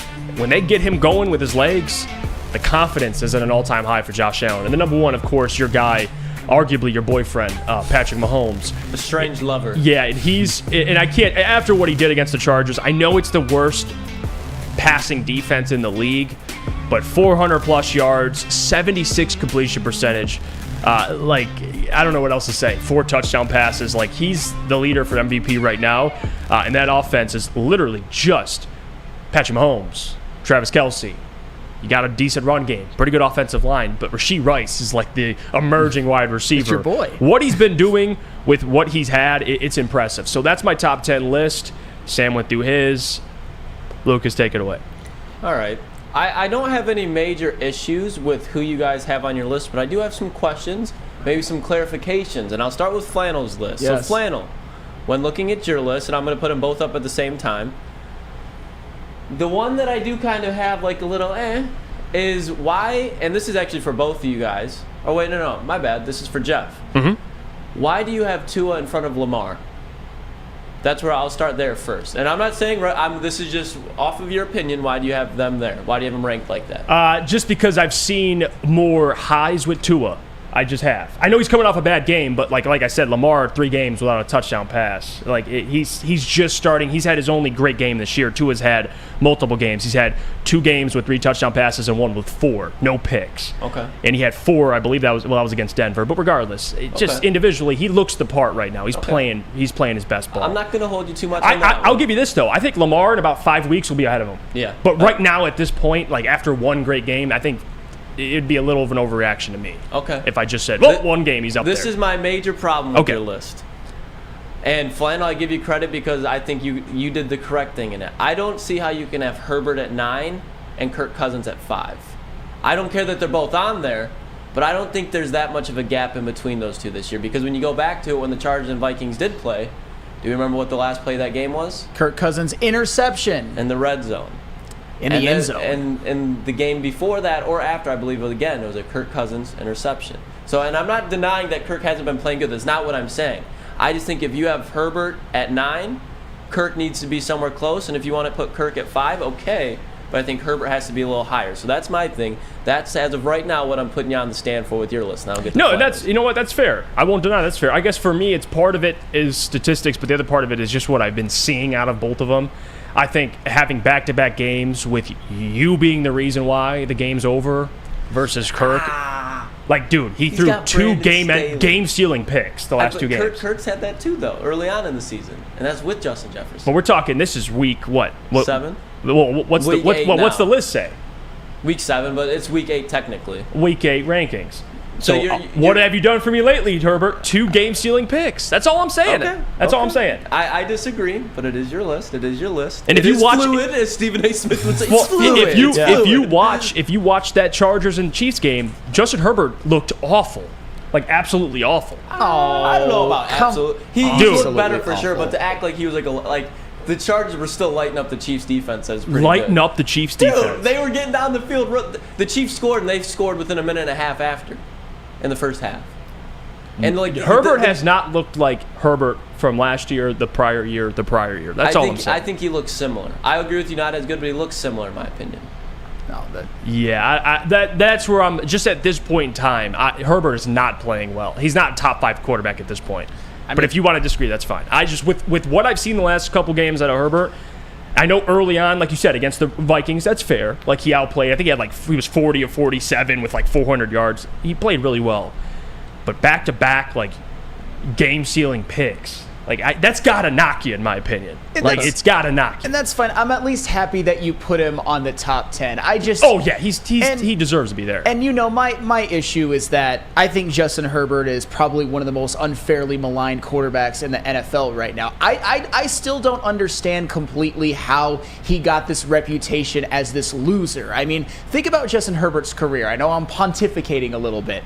Justin Herbert, in his rookie season with Anthony Lynn as his head coach, breaks the single-season touchdown pass record for rookies. I think they go 6-9. Yep. Next year, he throws 38 touchdown passes. The Chargers have a bottom 5 defense in the NFL, and the Chargers just barely miss the playoffs and go 9-8. Last year, the Chargers make the playoffs. Justin Herbert has a good year. They win 10 games. Obviously, that choke job that the Chargers did in the playoffs, that's going to knock them a bit, and I 100% understand that. I think if the Chargers underachieve this year and Justin Herbert underperforms, then you can start maybe having some discussions. But right now they're 2-4, and now they got a home game against the Bears. They could easily win that one. At the Jets, home versus the Lions. Hopefully the Lions win that one, and at Green Bay. So I just think the judgments around Justin Herbert should be reserved more until the end of this year. And hey, once again, the Chargers have a bottom 5 defense. Second worst in scoring. And Points allowed. Brandon Staley. Yeah, well, okay, I get all that, and I like Justin Herbert. But if we're gonna go, and I hate doing this, but I'm just gonna say it, so screw it. If you want to go comparison to comparison, Go look at the Vikings and Chiefs game without Justin Jefferson, and go watch Chargers and Chiefs with a healthy lineup. It's fair. That's why I like. Kirk did have a pick, and he had almost 300 yards. Very true. So I'm just saying, again, I hate doing that because every week's different. I get all that. And I will say that Vikings game was at Minnesota. So there's context. But all I'm saying is, man, back-to-back game-stealing picks. Like that's. But, JB, what do you think? If you got any criticisms, please. What do you got? I kind of feel the same as Lucas. Like, I like both of your guys' lists right here. I don't have a problem with anyone on that list. I think I'm just struggling with where to place Kirk Cousins and Jared Goff, whether it's 5 or 6, 6 or 7, and then also where do you place Brock Purdy as well too? Because you don't want to drop him down too far, but that was kind of an embarrassing loss to the Vikings, if I'm being honest. Yeah, and actually that's a great point, JB, because I'm glad you brought that up because I wanted to address that too. Trust me, I've been saying for weeks, and I've been saying even since last year, I believe last year, Jared Goff was the second best quarterback in the NFC, and this year he's been the best in the NFC until this week. Like, you can't, I just don't know, and this is me trying to be objective here, and Jared Goff is a stud. I still believe that. But after watching Sunday, there's no way in hell you could put him above Kirk right now. I'm sorry. And that's not even a diss. Just right now, after what we just saw, you got Kirk versus the 49ers in Goff. And I'm not saying it's all Goff's fault, but I'm just saying Goff versus the Ravens, like, that's what I'm curious what was your thought process on that? Yeah, and I don't hate that rationale because I was kind of, I would say, struggling with that one as well. The whole Cousins, Herbert, Goff, I think they could have been relatively interchangeable, but it's just with Jared Goff, I see that the Lions have a top 10 offense and the Vikings do not. The Lions have a 5-2 record and the Vikings do not. I'm not saying that it's definitely not all on the quarterback either way, both positively or negatively. I agree. But I think it's very, very close, and team success, it was kind of the tiebreaker. Not saying it was all the Vikings' faults. It was all Kirk Cousins' fault for the Vikings' losses. But we even go back to that game that I think is going to haunt them as the year goes on. The game against Tampa Bay. He put up really, really good counting stats, but he turned the ball over 3 times and gifted the Buccaneers a win.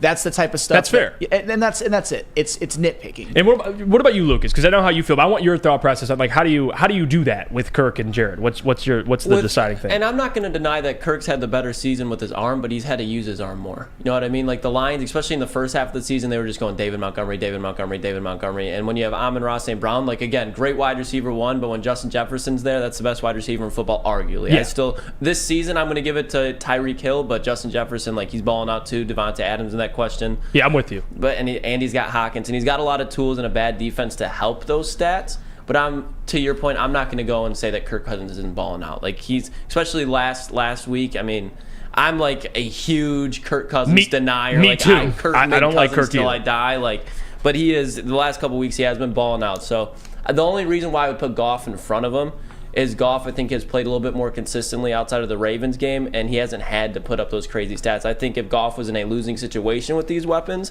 like with just a terrible defense, I think he's putting up not crazy numbers, but similar-ish top 5 numbers to what Kirk Cousins is doing. And that's fair. Honestly, that is fair. And that's what I struggle with is, like, because I agree with you, Lucas, but then in the other part, I'm like, damn, like, after what I just saw Kirk do, it'd be like, I don't know. It would just be like, oh, this guy clearly is just he's just a Kirk denier, which I am. I think Jared, in totality, if I was choosing a quarterback, I would choose Jared. Like, if I'm starting a franchise and I only had the option between the two, I would choose Jared. But, man, he ripped up that I'm telling, I don't know, just what I saw, just coming off what I've seen. Kirk the Vikings shouldn't be a 3-4 team right now. They should not. Especially That is without fair. Justin Jefferson, and that's why you just got to give him some credit. Yeah, no Delvin Cook. I think they have the worst or one of the worst run games in the entire NFL. I think it's bottom 3. The Raiders have the worst. That is true. Thank you for that. I think the Bucs are down there as well. They can't run the ball. But, like, Kirk, and he is mid, and he needs a run game. But, like, and you're right, Lucas. If Jared was in that situation, he'd be putting up numbers too. I'm with you. But, man, like, barely. He has Madison out there, and he's all right. He didn't play too bad. And no Justin Jefferson. He beat the 49ers. Like, we can't just let that slide by. Yeah, and he leads the NFL in passing yards per game. This man could have 40 touchdown passes. I'm not saying he's going to continue at this pace, but he's at that pace right now. And you can't just deny that and put your head in the sand. Yeah, Kirk Cousins despite all that people want to say about him, is putting up numbers in his career that you're going to look back on and be like, just off of numbers, damn, that could be a Hall of Fame quarterback. Yeah, that's off of numbers. And that's where I'm with Lucas, because his stats are always like deceiving. Like with Kirk, he puts up these great numbers, but has little to none playoff success. That's where it's like, damn. And this might offend people, but I really don't care. I think Kirk Cousins is having a very Stat Padford-esque season. Look at Ryan behind. What the hell is this? What's Ryan Lentz? Ryan Lentz is, you can't see it. He's early today. Ryan That's the Lentz. thumbnail goat right there. Just walking by. Yeah, the thumbnail goat. He's who cooks up the thumbnails. I'm unhappy with him today because he put Tom Kennedy on the damn thumbnail. Wait, he put who? Tom Kennedy. Who? TK85. The gritty wide receiver. There you go. I didn't hear. Tom Kennedy. Oh, you mean the gritty goat, Tom Kennedy. Yes, One now I question understand. I kind of do have for both of your list, and I'm not saying it's right or wrong, and Flannel, this is a two-parter for you. Yeah. No Jalen Hurts on your list, Flannel. Jeff put him at 10. Yeah.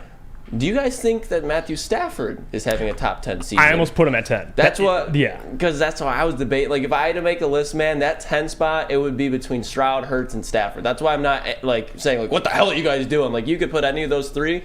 What would Stafford have to do to be on this list, you think? The three, and Sam, I don't know how you felt about it, but the three I struggle with at 10 was C.J. Stroud, Jalen, and Matt Stafford. Those are the three I was like, which one should I go with? Because Stafford, even before Cooper was out there, he was competing. He went toe-to-toe. They almost beat the 49ers with Puka Nacua and Tutu Atwell. And Kyron Williams, who's, pretty good running back, but they don't have this, workhorse back. godly run game. So, yeah, Stafford, despite the interceptions, he's been playing pretty well. I mean, everybody and their mom knows that I'm a stat-driven guy, and the fact that Matthew Stafford is on pace for less than 20 touchdown passes on the season, that to me is what he would have to do to get on this list. And when it comes to Jalen Hurts, he just has too many interceptions. I mean, I know he's been a dynamo in the running game as well, and definitely when they do that tush push for 4th and 1s or 3rd and 1s at the goal line, it's basically unstoppable. But what made me choose Stroud over Hurts is because Stroud has a touchdown interception ratio of 9-1 on the Houston Texans, a team that could compete for a wild card spot the year after being 3-13-1. The biggest difference in this team this year is C.J. Stroud is the quarterback. That's true. That's just reality. He has lifted this franchise out of poverty, at least as of right now, and I put a lot of stock into that. C.J. Stroud has been insanely impressive, having one of the most impressive rookie seasons for a quarterback I can remember, at least in the last 5 years or so, if he keeps it up, for sure. It's the old Lucas Klotz curse or something. Just with CJ. It's he heard you chirping and just said, you know what? I'm the reason why CJ Stroud is so good right now. You are the sole reason. He tuned in 8 to 10 every morning during the offseason. He heard me talking the slander, and he proved me wrong. I take credit for the rebirth of CJ Stroud. The rebirth? Like he wasn't born yet? He was terrible at Ohio State. I hate you. He had to be born again. And then now he's officially that guy. All right. Let's go to break. We come back. We'll do around the NFL. We'll pick our winners and losers, and we'll give some thoughts on some games coming up this weekend. As usual, we won't do our Lions picks. We'll save that for Monday. Oh, for Monday. Yeah, 100%. Yeah. No Lions picks. We'll do that for Monday. But for right now, though, I do got to hear about our friends over at Guardian Alarm. Guardian Alarm, of course. Let Guardian Alarm offer you customized solutions from real experts. Our professional technicians take the time to recommend security and automation solutions specific to your needs. 24/7 professional monitoring. Call us anytime, day or night, and know that a Guardian team member will stay on the phone as long as needed. Technology backed by people. Your safety and security deserves technology that's been proven to work and people who have been proven to care. Call 1-800-STAY-OUT. That's 1-800-STAY-OUT. Guardian Alarm, your local security experts. Now, coming to Woodward Sports, Woodward and Main Street, the Woodward Sports Network Detroit Lions Show. Let's go! Catch Gabrielle D. Phillips, Matt Broder, and Terry Foster for all the latest news on your Detroit Lions every week. Only on the Woodward Sports Network YouTube channel and woodwardsports.com.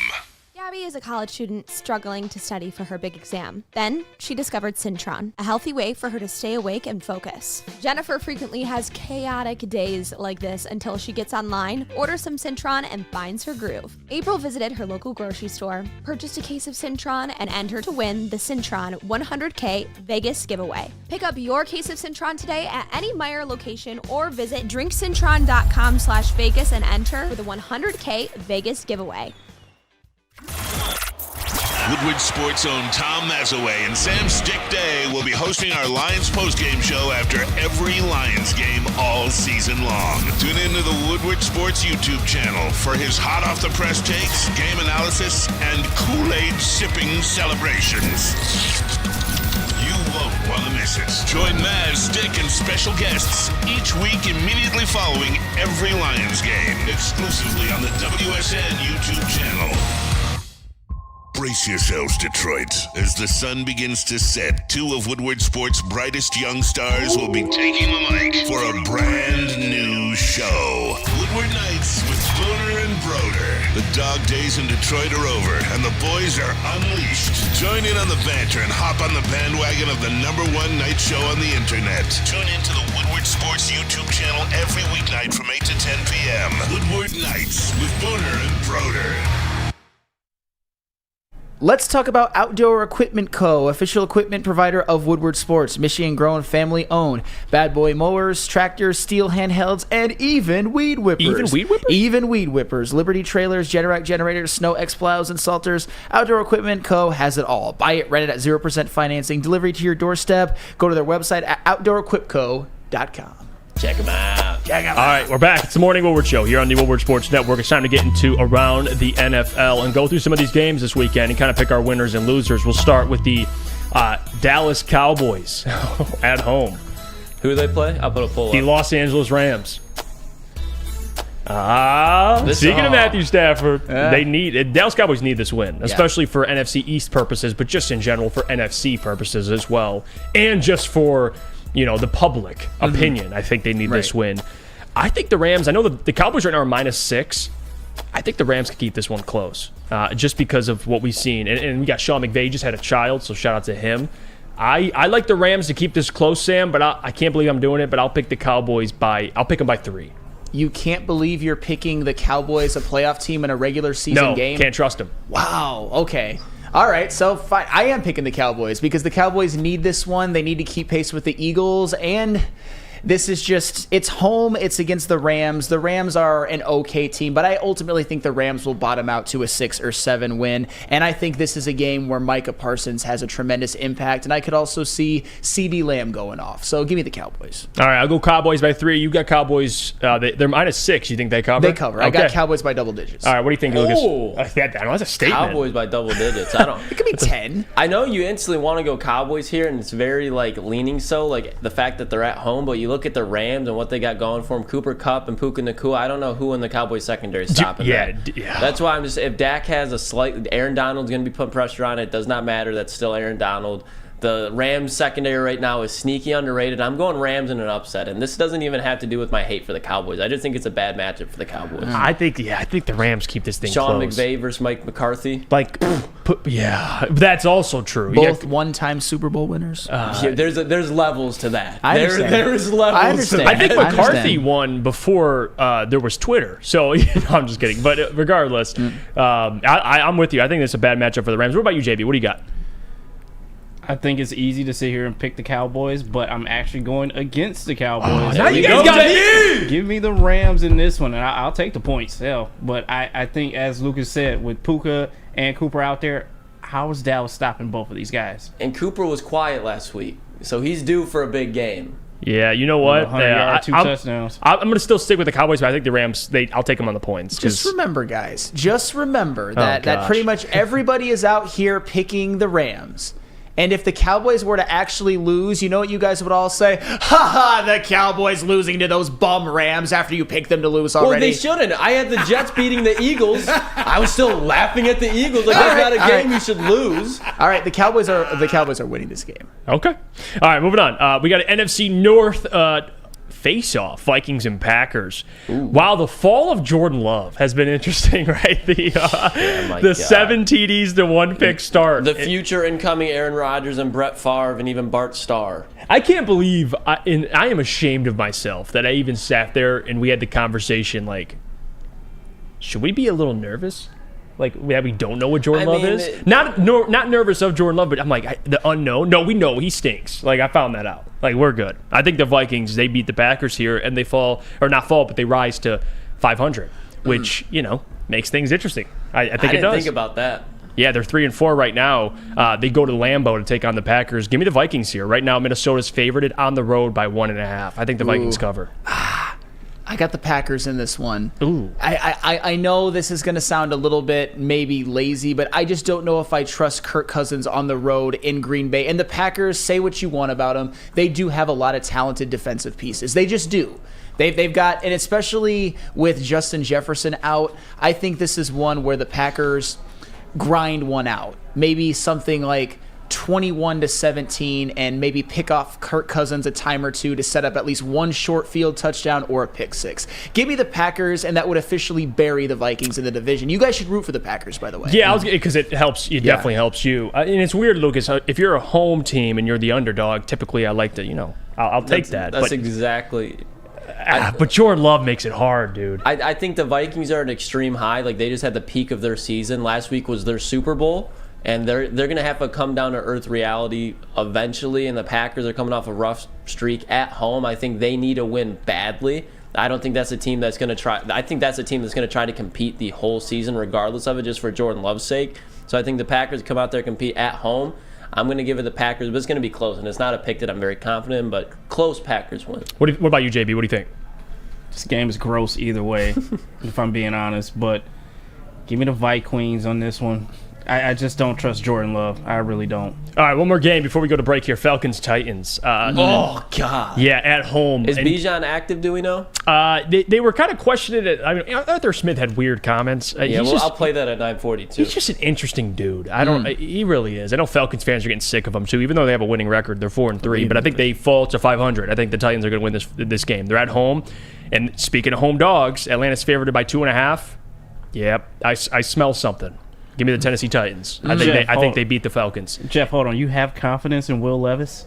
It's not about Will Levis. It's just more about Desmond Ritter. I forgot about and how he's bad. Will Levis is starting for this team. I understand that, but this game last week, Atlanta, the way they're winning is these ugly 20. Like last week, it was like what was it, 16-13, some BS like that. Desmond Ritter lost. I just 3 think fumbles. Derrick Henry.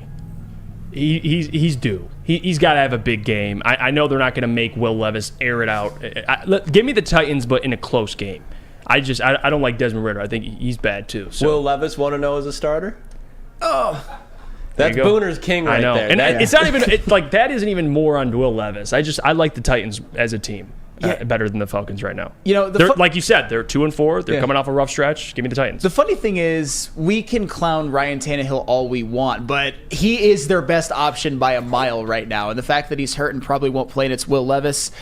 You know what? I'm still going with the Titans in this one. I cannot live in a world, guys, and I think we can all come together on this one, where Desmond fucking Ritter is 5-3 as a starter this year. It can't happen. But.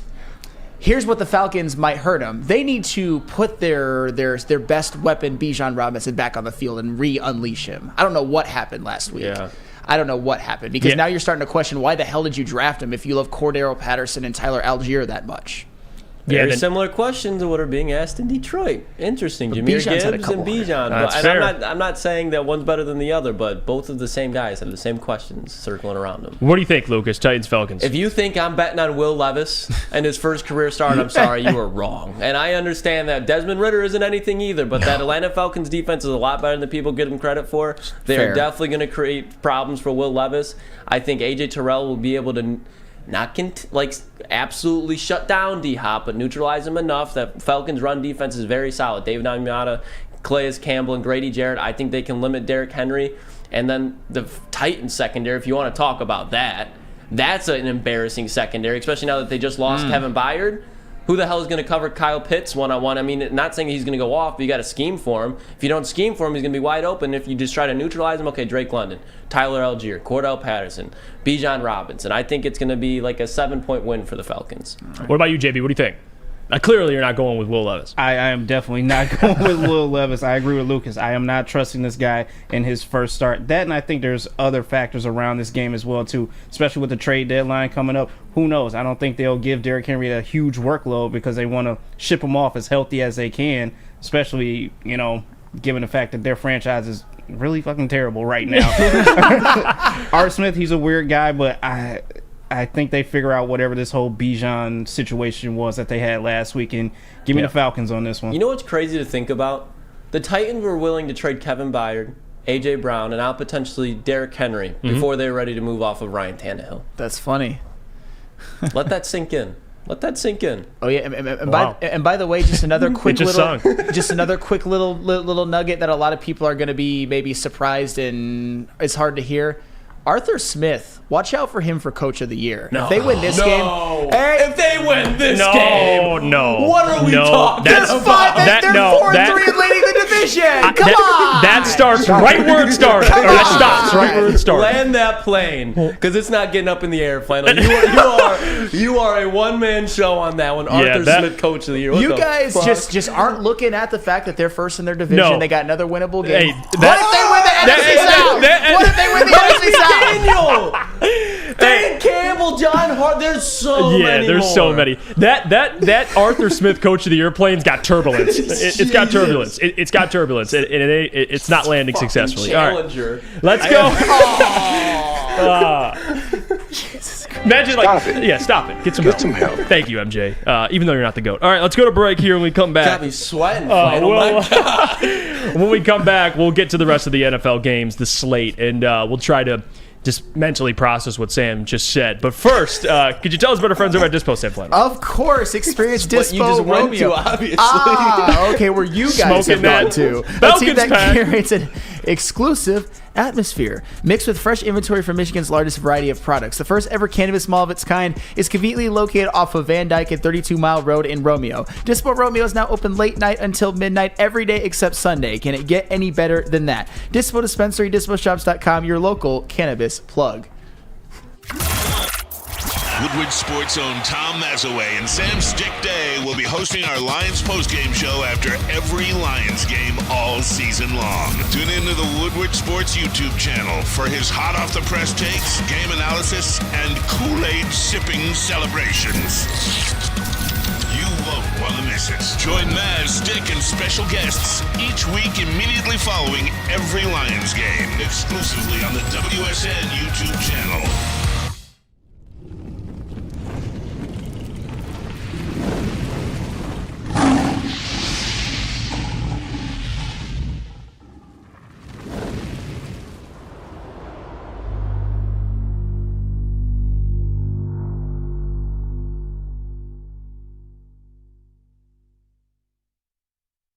Now, coming to Woodward Sports, Woodward and Main Street, the Woodward Sports Network Detroit Lions show. Let's go! Catch Gabrielle D. Phillips, Matt Broder, and Terry Foster for all the latest news on your Detroit Lions every week. Only on the Woodward Sports Network YouTube channel and woodwardsports.com. For over 60 years, Fairway Packing Co. has provided Michigan's finest restaurants, hotels, and casinos with prime beef, Wagyu beef, and dry-aged beef. Experience the Fairway difference for yourself today. Visit the steak shop at Grosse Pointe Woods for grab-and-go steaks, or get them online at fairwaypacking.com. Get your meats. Get your meats. All right, we're back. It's the Morning Woodward Show. Let's get into the rest of this slate. We'll try to make it a quick one. Yeah. We'll just give our picks here. I'm trying to process that Arthur Smith. No, I'm just kidding. It's not the most egregious thing you've ever said, Sam. It's not like I said Frank Reich. No. It's not like I said Frank Reich or somebody. Come on. All right, next game, guys. Let's go through the quick picks. Patriots and Dolphins. Up-down theory. Give me the Dolphins. Dolphins. Yeah, Dolphins by 100. Do we even have to waste breath on it, really? No, Dolphins. Okay, no, Dolphins. How about this one? Battle at MetLife. Jets and Giants, huh? Who's turning into that one? Tyrod starting, question mark? That's what I have to double check. I do not know for certain. The Jets are favorited on the road by 3. So by that logic, Daniel Jones is questionable. There you go. So we'll see. With Tyrod Taylor, I think I'd lean Giants. I'm not gonna lie to you. Yeah, fuck. But if it's Daniel Jones, give me the Jets. Give me the Jets. Their defense is too good. Yeah, I'm with you. Even if Tyrod starts, I am going to go with the Jets just because that defense is sitting. Yeah. I'm gonna go Williams or Quincy Williams. I mean, Quinton Williams is balling out too. Yeah. Quincy Williams, all pro loading. Oh yeah. Give me the Jets. Yeah, I'm with you there. Jets. Okay, JB Jets too. All right, moving on. Jags and Steelers. I think it's a good game too. Jags on the road -2.5. This is interesting because you got in Pittsburgh, they're underdogs. But they are 4-2, and I don't know. And this is one of those games where Steelers got a really good defense, but Kenny Pickett, I'm just not sold on yet. Is that fair? That's not even like people, you don't even have to ask if that's fair. That's just a statement. I just think Kenny Pickett is not good right now, and I'm going to go with Trevor Lawrence and the Jags here. Move them up to 6-2 on the road, but they are favored on the road. It's a little tricky, but I'm going to stick with the Jags. Jiminy Crack Corn, I hate Kenny Pickett. I won't finish that. I hate that man so much. That guy has a 4-2 record as a starter this year, despite having a 35.5 QBR. Fuck Kenny Pickett. Please lose this damn game. It's a Mike Tomlin effect, baby. This man has a 4-2 record as a starter this year, and Justin Herbert is 2-4. That is proof positive, along with Desmond Ridder being 4-3 as a starter, that quarterback wins on their own is not a stat. Jesse Adams says Mike Tomlin is undefeated when he's a home underdog. I did not know that either. Give me the Jags. Mike Tomlin at home is a dangerous man. It is in that defense. But that passing defense is not great, though. No, but then TJ Watt gets a pick last week. That's true. The Steelers just find a way, and that's why I'm really debating it, because there's no question. I mean, Doug Peterson's a hell of a coach, too. He's got a Super Bowl ring. Yeah, he does. Trevor Lawrence, great quarterback, but that's a tough one. I'm going to ride the Steelers here in a close one. I think just Mike Tomlin, they're starting to get a rhythm a little bit. I'm not saying they got a rhythm, but they're starting to get one. All right. And I'm going to just – and I like the Jags too, but just the Steelers at home. The Jags offensively have not clicked fully yet, and I think Mike Tomlin takes advantage of that. All right, Lucas Klotz, big Kenny Pickett guy. I'm just I'm a big Mike Tomlin guy. Yeah, that's fair. You want to go with Mike and George Pickens. Big game from George Pickens, I think. I need him in fantasy, man. And Jalen JB, what do you think? Steelers and Jags? Don't hate me, guys, but I'm going with the Steelers on yes, this sir! one. The voice of reason. I just going with the Steelers. There's something about it. Mike Tomlin, even though Kenny Pickett is terrible.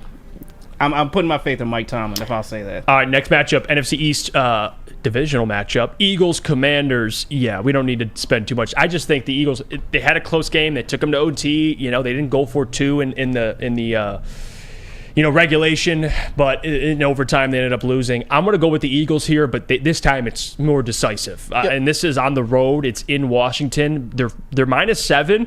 Maybe the Commanders cover with Sam Howell. I mean, that's your guy. They've been airing it out, man, and it's been working. But still, I'm going to go with the Eagles here to bump up to 7-1. I think is Kevin Byard playing this week?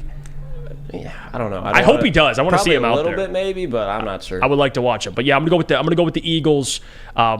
But I'll go with the Commanders to cover. How about that? I go Eagles by about 10. Okay. I think the Commanders are checked out and they're done. Give me the Eagles. Sam Howell's getting his lick back. Oh, no, his lick back. I'm going with the Eagles. I think it is a close game, though. I think it's a close game, and I think Sam Howell looks good. Not great, but good. That's fair. What about you, JB? What do you think? Give me the Eagles. I don't even think this one's close. All right, moving on. Texans-Panthers. Wow, the C.J. Stroud-Bryce Young matchup, huh? Now, that's a game, 1 o'clock. It's probably going to be one of those, 17-13 games. But regardless, this is interesting. Number 1, number 2 overall pick. This one's tough because the Panthers have not won at all, and they're at home.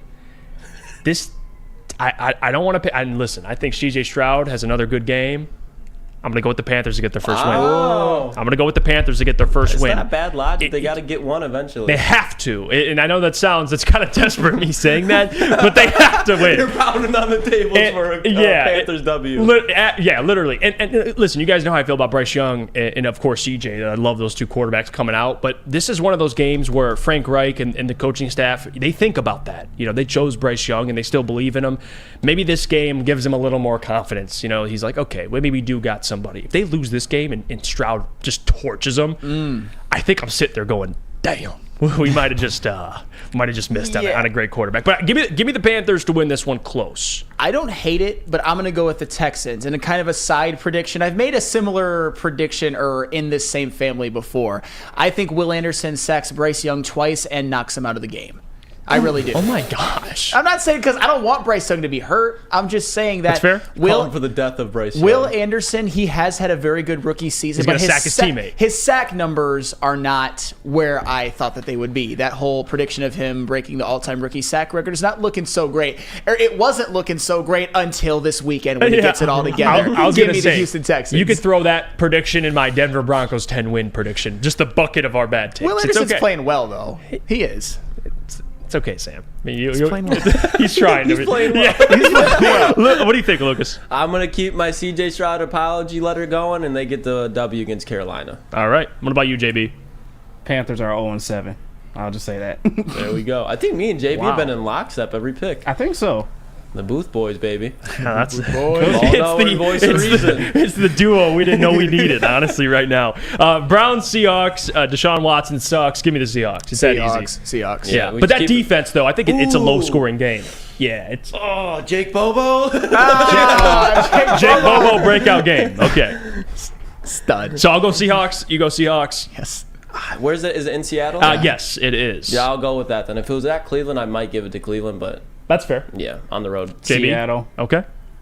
Chiefs, Broncos. Yeah, this is a. I'm not even putting a poll up. No, it's Chiefs. Not doing it. Yep. Ravens, Cardinals. Ravens. That's very easy. And this is the case we're talking about for Lamar. He comes out and torches the Cardinals now. Okay, this guy MVP. Josh Dobbs. What if he torches the Ravens? Upsets Lamar. Kiss that MVP goodbye. Yeah, that's fair. That's actually true. All right, Bengals 49ers to me, like probably, if Brock was starting, it'd be like the game of the week to me. But Sam Darnold, I think MVP, game of the week regardless. Listen, and I got so much shit for this at the beginning of the year. I was like, whoever the 49ers quarterback is, they're going to be an MVP candidate. I said Sam Darnold could very well be the starter. Yep. If Sam Darnold plays this game, I'm telling you, this 49ers offense will get a lot more vertical. It won't be so check down. It'll be my gosh. Sam Darnold. I'm not saying he's the best quarterback. The man's got a cannon. He does. All right. And he's mobile. And he's going to have a plethora of weapons, and the 49ers are pissed off. All right. No. So this is like Drew Bledsoe to Tom Brady kind of thing? Like Brock goes down and here's Sam Darnold coming out and he never gets the job back? Is that what we're thinking? Joe Montana to Steve Young. There you go. Yeah. 49ers. There you go. Yes. What about you, Sam? I'm going to go Bengals here. I will. Yeah, they're 3-3. This is where we start to go above 500. And I just don't think Sam Darnold's got the juice. I don't know. Lucas loves him. Yeah, he's fine. Will he be as effective as Brock? I don't know. You know what? I'll go Bengals here. Call me the second biggest Sam Darnold fan in this Let's go. building. Oh my gosh. Hey, during that draft where he came out, I thought that he was going to be a star. The ones that I liked were Sam Darnold and Josh Allen. I didn't like Baker Mayfield, Josh Rosen, or Lamar Jackson. I was partially right and partially wrong. I think that he keeps the train moving, and I think Nick Bosa has a field day. Yeah. It's fair. A field day. I think Joe Burrow gets sacked twice by Nick Bosa. What about you, JB? I'm open. I'm always fucking open. Give me the Bengals on this one. Oh. This is where that momentum starts rolling a little bit more for Joe Burrow, and you start to see it in this one. I just feel a little more calmer. I got the voice of reason on my side. We split paths, JB. This will be the game. This will be the game to decide who's the real ball knower, who's the real voice of reason. What about on this last game, Bears-Chargers? Then we'll go to break here. Chargers need this bad. But Tyson Bagent, they cracked the knuckles for Tyson. The pride of Shepherd College. Yeah, the pride of. I think his dad. I watched the St. Brown Brothers podcast. Dad's like a professional arm wrestler. Ooh. So for that reason, give me the Bears. No, I'm just kidding. I'll go Chargers here. Yes. By a lot. I think the Chargers take out all that built up aggression on the Bears. I think they win by 10 at least. If the Chargers, at least 2 scores. If the Chargers lose this game, Brandon Staley should be fired on the field. He really should. And if Justin Herbert throws a game-sealing interception, what do you think? If the Chargers if the Chargers lose and Justin Herbert does not play up to his standards, I will take all of the Justin Herbert slander you want. You'll never hear the end of that from Neil Rule. Oh no, God. You won't. At least for me, like, yeah, he hasn't played well last 2 games, but I still think Herbert's like he's one of the best. I still believe that. I thought he was mid. Mid is absolutely ridiculous. That is ridiculous. But the Neilbot minions just nom nom nom nom nom nom nom nom. To quote Neil Rule. Yeah, to quote Neil Rule, he did that too. Yeah, he is definitely not mid. But regardless, so I'll go Chargers by at least 10, 2 scores. What do you got? You got Chargers decisively? Yeah, Chargers decisively. Yep. What do you think? Chargers, and I think Khalil Mack has an absolute field day. Returning to Chicago. Great point. Khalil Mack's gonna have a day. And if he does, he might be the Defensive Player of the Year front runner. If he has like a field day, I don't think so. Just because most of it. Here's another one. Arthur Smith. He might have 10 sacks if he has a field day. Okay, but the 10 sacks, 6 of them came in one game. I know. I know. What are we doing then? I'll tell you what. If he goes against the Bears offensive line and lights them up, statement game. Fuck Nick Bosa. Fuck Micah Parsons. Fuck T.J. Watt. It's Khalil Mack. Isaiah Bazzi, sorry for mispronouncing your name. He says Sam cooking. Low key. There you go. I am cooking. JB, listen, you were the operator of that Bears train early in the season. Before the season, I know you're off of it. You think that? But what do you think? Chargers or Bears? Chargers need this win so bad right now, and I agree with Sam. If they don't get it, fire Brandon Staley on the field. I need the whole team to just walk him out to the center of the field. You know what? You're fired. Thank you for your services. Thank you for your services. On the sideline, Have Matt Eberflus shake his hand afterwards too. Toledo's pride. You didn't shout out. That's shout out. 419. 419. That's how it works. All right, so we all go with the Chargers. Then of course we'll save the Raiders Lions. We can get it. You think you're getting it today? You're gonna have to tune in Monday for that. We'll give our predictions. We'll break down that game in more in depth. But let's go to break. We'll get to what's trending. Lucas, we got to see that Arthur Smith video. And then we'll get to mailbag. But first, we got to hear about our friends from Lady Jane's, and I'll tell you about our friends over at Les Stanford. Oh, of course, Lady Jane's, where I get all of these great haircuts. I'm looking at Lady Jane's, the building, right now. And you... Staring down Lady. Go to Lady Jane's for haircuts for men. Let them cook. For an award-winning haircut experience. Register to win a trip of your dreams at all expenses paid suite for the 2024... NCAA tournament. That's right. No expense spared for your 5-year best buds. Lady Jane's haircuts for men open 7 days a week. Walk in anytime. It's wicked awesome. All right. Let me tell you about friends at Les Stanford. I mean, I don't know how I could top that one. Well, you know what happens when you run a great business for over 50 years? Well, you expand and offer more products to more people. That's exactly what Les Stanford did by adding Les Stanford Buick GMC. On Woodward Avenue, just south of 9 Mile. Check out Les Stanford at Dearborn today. Find the brand you want at lesstanford.com. Come hang with the Woodward Sports Crew all throughout football season on Saturdays and Sundays. Join our college football and Detroit Lions live watch parties. Inside the 5, caught, end zone, touchdown Detroit Lions! With money on the line, featuring different special guests and surprises. Start times will vary depending on the game. Only on our Woodward Sports YouTube channel.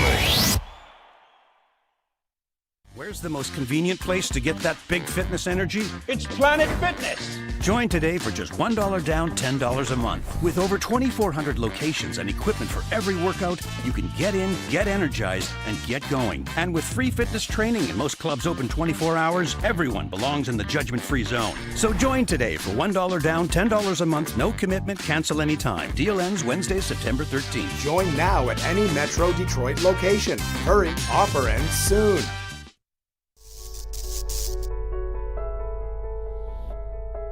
We've just received word. The world's cannabis supply has vanished. The public is outraged and has taken to the streets in response to this tragedy.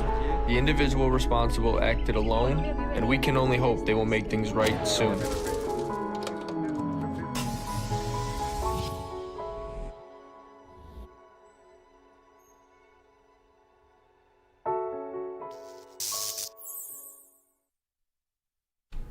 Wow. I think I just saw you, Jeff. On TV. Did you? Is that me? Wow. Was that movie star, man? Was that me? All right. Saving well, you know the world. Who would have thought? I know. Yeah. Hey, I just try and do what I'm supposed to do. I just be a good citizen. But I also be a good citizen over at Five Iron Golf. You'll see me down there sometimes with the boys. Downtown's newest sports bar. They got 13 TrackMan Simulator certified instructors, and most importantly, a full bar and restaurant. Again, you bring a foursome or you sign up as an individual. You be placed on a team at fiveirongolf.com. Use code Woodward10 for 30% off the league. That forehand wipe, let me tell you, that's Matthew McConaughey. No, dude, it's so I can't even lie to you. Like, I cringe watching it because like I just because it's me. Like Shad, my guy says Jeff is so dramatic. No, bro, it's not that bad. Didn't even wait 10 seconds to plug it back in. Oh, that's funny. All right. What do you got for us, Lucas? You know what time it is. We'll make this quick. We'll just do this video and then we'll hop straight into mailbag. We don't got to go to break or anything. But Arthur Smith, we kind of talked about it earlier. He's been under a lot of fire because you draft Bijan Robinson 6 overall and you still see that Tyler Algier is getting a workload. And this was his answer. Every week there's different obstacles, Josh. Whether you got 3 running backs, teams had to prepare for our 3 running backs, right? So whoever has the hot hand.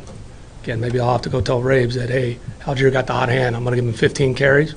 Maybe that's what I need to do. That's where we're headed. Let's make sure I don't upset anybody on their fantasy team. So maybe I'll yell across the Braves, hey, we're going to give the CP another carry here. Arthur Smith is not a happy camper, obviously. But what are you guys' reaction when you hear, obviously we're in Detroit, so we hear a lot of noise about Jahmyr Gibbs, you take him in the first round, why aren't you giving him the ball? When you have David Montgomery, and he's been doing his thing. Obviously Montgomery's been out, but right now Atlanta's facing a similar situation. They still have Cordell Patterson too, who they paid, by the way. Yeah. So it's a tricky situation. It's a weird situation in Atlanta. Like, Bijan's a terrific player, but like over the last couple of weeks, I don't know what's going on. I don't know if Arthur Smith's upset he missed the game with like a migraine or he wasn't feeling well. Maybe that he's a little off put by that, but to say like whoever has the hot hand when you draft a guy, what, 8th overall, I believe he was drafted? Was it 8th? If I'm not mistaken, top 10, regardless. Was it 8th or, oh yeah, I said 6 because that's where the Lions picked. So 8. Wherever he was drafted, I mean, he was top 10. We'll just say that safely. Yeah, it is a little odd. Like for Bijan, he was being productive, and all of a sudden now we're just feeding the hot hand. Yeah, feed Algier. Go ahead. Yeah. Like, I don't know. It makes no sense. I get what he's saying, but the way he said it was kind of, it sounds like he was kind of being a bitch a little bit. I mean, a little bit. The way he was, what did he say? He's like, all right, well, if you want to upset, if I make your fantasy teams happy, like, dude, like, I don't know. I've seen a lot of Falcons fans chirping him in the comments. Falcons fans are not happy with Arthur Smith. Yeah, and you can argue that Bijan Robinson played an integral role in winning them some of the games early on, but yeah, It's kind of weird. I do think Bijan Robinson is a transcendent talent, but running back was kind of where the Falcons were set. I'm not saying that Bijan hasn't helped them, but still, you'd think that there was maybe another player that could have helped him more, but at the same time, the Falcons are winning. It may be a Fugazi, but they're a division leader as well, and you're looking at the guy speaking, the dark horse coach of the year candidate. That sounds like a dark horse coach of the year candidate right there if I ever heard one. Yeah, that's Big Cat. Disguising as Arthur Smith. That's what that is. But it's been a weird storyline.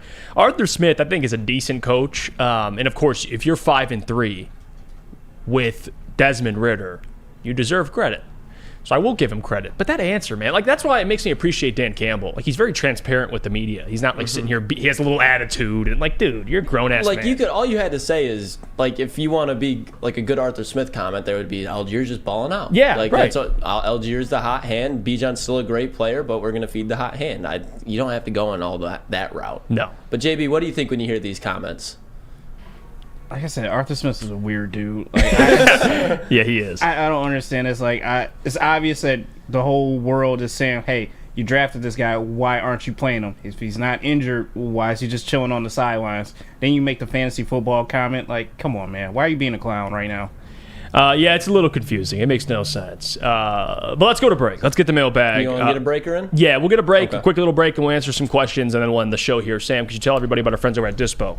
Dispo. Of course I can tell you about Dispo. Let me just locate it really quick. He might have indulged in some Dispo. I did not indulge. Experience Dispo Romeo, a team that curates an exclusive atmosphere mixed with fresh inventory from Michigan's largest variety of products. The first ever cannabis mall of its kind is conveniently located off of Van Dyke and 32 Mile Road in Romeo. Dispo Romeo is now open late night until midnight every day except Sunday. Can it get any better than that? Dispo Dispensary, DispoShops.com, your local cannabis plug. Brace yourselves, Detroit. As the sun begins to set, 2 of Woodward Sports' brightest young stars will be taking the mic for a brand new show. Woodward Nights with Spooner and Broder. The dog days in Detroit are over, and the boys are unleashed. Join in on the banter and hop on the bandwagon of the #1 night show on the internet. Tune into the Woodward Sports YouTube channel every weeknight from 8 to 10 p.m. Woodward Nights with Spooner and Broder. Calling all landscapers. This is Darren McCarty. I'm at Outdoor Equipment Co. How would you like to landscape like a legend? How about a bad boy zero turn? And even a chainsaw.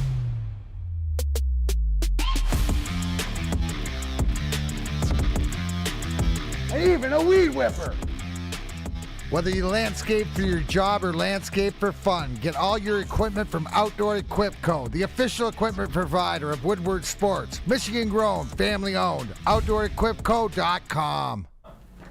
Glorious! Just in time for football, Glorious Cannabis is dropping a brand new ice water bubble hash infused pre-roll called Honolulu Blue. Smells so good, it's like the whiff of the first playoff win in 31 years. It's a gassy, aggressive strain named in honor of our Detroit football team. If you haven't had one of these ice water pre-rolls, you are definitely missing out. So smooth.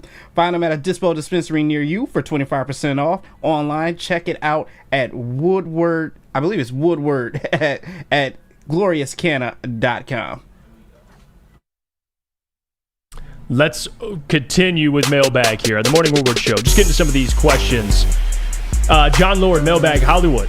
Will you double down on your response yesterday about beating Broder in basketball? Yeah, I was informed that Broder may have indicated, I can't confirm this information, that he could beat me in basketball, which we can do it. We can try it. We'll do nights versus morning show. Booner and Broder, and we can do me and you. I got Booner, Let's obviously. work. Let's do it. I'm down with that. It'd be I'll fun. be a sorry, you'll be Cade. That's fair. All right, we'll do it. Let's get to this next question. Freddie Felt, 313, mailbag. Did you retire the ski mask, or are you still wearing it? No, I think it's retired until further notice. Retired forever. No. Yes. Speak for yourself. All right. Oh, no. You don't have it, do you? Yeah, he's got it. Oh, gosh. All right. Let's see. Jack says, mailbag, can we nominate Jeff for an Oscar for the Dispo ad? Yeah, hey. my Oscar-winning performance by the old forehead wipe in the old fallback. You know, I appreciate that. Plug it in. Hey, it took skill. It did. Yeah, it did. It really did. All right, let's see. There's another question. Jesse, mailbag, are you going to have the pregame show on Monday instead of Sunday then? Yeah, because we're down yes. at Eastern Market. Me and Kool-Aid are down at Eastern Market at like 5. So yes. You guys will be here. Monday, we'll be doing it at 6:30 to 8. Me, Neil, Roll, Booner. And then, of course, Lucas and Kool-Aid will be down at Eastern Market, and then we'll be getting footage live from them. That's going to be lit, too. If you guys haven't, go down to Eastern Market. That's a good time. Yeah, it'll be a lot of fun. Broder says, the more people you add to the game, the better the player I am. We're playing this game. That sounds like... That doesn't sound great for you, Broder. The more teammates I have, the better I play. Well, I mean, some people aren't one-on-one guys. It's okay. You know? Broder, though, he is tall as hell. Yes. I don't know, and I don't know the jumper, Broder. You might be sneaky with it. I don't know. We'll see. Broder might be... Him and Booner might just be two spot-up shooters. We just can't... Hey, we got to guard him tight. No. Only layups from those guys. Only layups. Not letting Booner breathe. Jesse, mailbag, Jeff, I heard you are betting Francis this weekend over Tyson. No, I'm not. I believe Francis Ngannou is like plus 700 against Tyson. So, yeah, no. We're not going Francis this week. The only way Francis can win is if that man just swings with everything he has and one lands. That's it. Tyson Fury's going to win that fight by a landslide. It hips, mailbag. If the Lions lose this game, would we tag them as SOL? No. I wouldn't say that. SOL, that's lazy. I would say there's concern, 100%. That's 100% not lazy. It would be a very SOL thing to do. I'm sorry. What would you say? I agree. And I'm going to kind of double mailbag this. Steve-O Baby asked for Jeff to ask me what I think if the Lions don't make a trade. And it goes hand in hand here. Not the same old Lions, but that same old Lions-ish. The Lions don't make a trade. It doesn't mean they're the same old Lions. They're still a playoff winning team. I still think they go to the playoffs as the top 3 seed and win a game at home. But if you don't make a trade, you can't deny that is just something that would be like a typical move of a same old Lions organization. Sure. Same thing with they lose to the Raiders. And I see Booner chirping. Booner, I promise you do not want to chirp. We didn't record it, but Booner stopped by my house and we had a shoot around. I'll leave it at that. So the whole Booner, and I'm just saying Booner, because he says 2 guys that have not played organized basketball. That is a lie. So how would it feel to lose to him? It's actually 1 guy who's played organized basketball, and then 2 dogs, which, again, Sam Flannel, you can't quantify a dog. So, you cannot. So the we'll gritty. See. Jeff Iafrate and Lucas Klotz. Yeah, no, like it's Tom not. Kennedy. It's all good. Booner, I'm just saying, you started it. I just finished it. Dahl says, Jeff, do you think we'll grab someone before the deadline? I hope so. I hope so. I do. I hope so. I don't know though. That's the thing. But you know what? That's just me being paranoid. I don't think they are. All right. I'd go beat the Raiders. I'd be upset. For the love of God. Let's see here. Man, Booner took it personally. He's upset. He says, first off, Jeff, you have an 8-foot rim and it was raining. Well, I had no problem. Hey, I had no problem with it. So no excuses. Yeah, it's fine. It is what it is. Man, those people know if you got to hoop outside, in your backyard or in your driveway, you love hooping. Any weather, if it's cold. Of course, a gym's better, but come on. If you're a real hooper, Booner, it shouldn't matter. You should just make baskets. That's all. All right, let's get out of here. So I guess we're doing this. Me and Lucas v. Broder and I'm down. Booner. Booner's not going to get a single dribble in. Shoot the J. Yeah, I'm going to burn him off the dribble. He's not keeping up with my quickness. We just got to neutralize Broder, I think, getting boards. He is big, man. That's what I'm concerned about. Like, Broder's got like 4 inches on. Well, what is he, like 6'4"? I think he's 5. He's closer Clip to it, JB. 4 Clip inches it, in JB. height. Jesus, man. He's got height the advantage there. It is what it is. All right, we'll get out of here. Clearly, Booner, I fractured his ego. He's a little upset, but it is what it is. He's typing his red rock. I know. He's over there just typing away. Shooting in the trash can from across the room. I love you guys. Woodward Nights, guys. Check them out. Those guys rock. All right, we'll get out of here. The Morning Woodward Show. Appreciate you guys. Don't forget the rest of the programming for the rest of the day here on Woodward Sports. Until then, we'll see you guys Monday. Have a great weekend.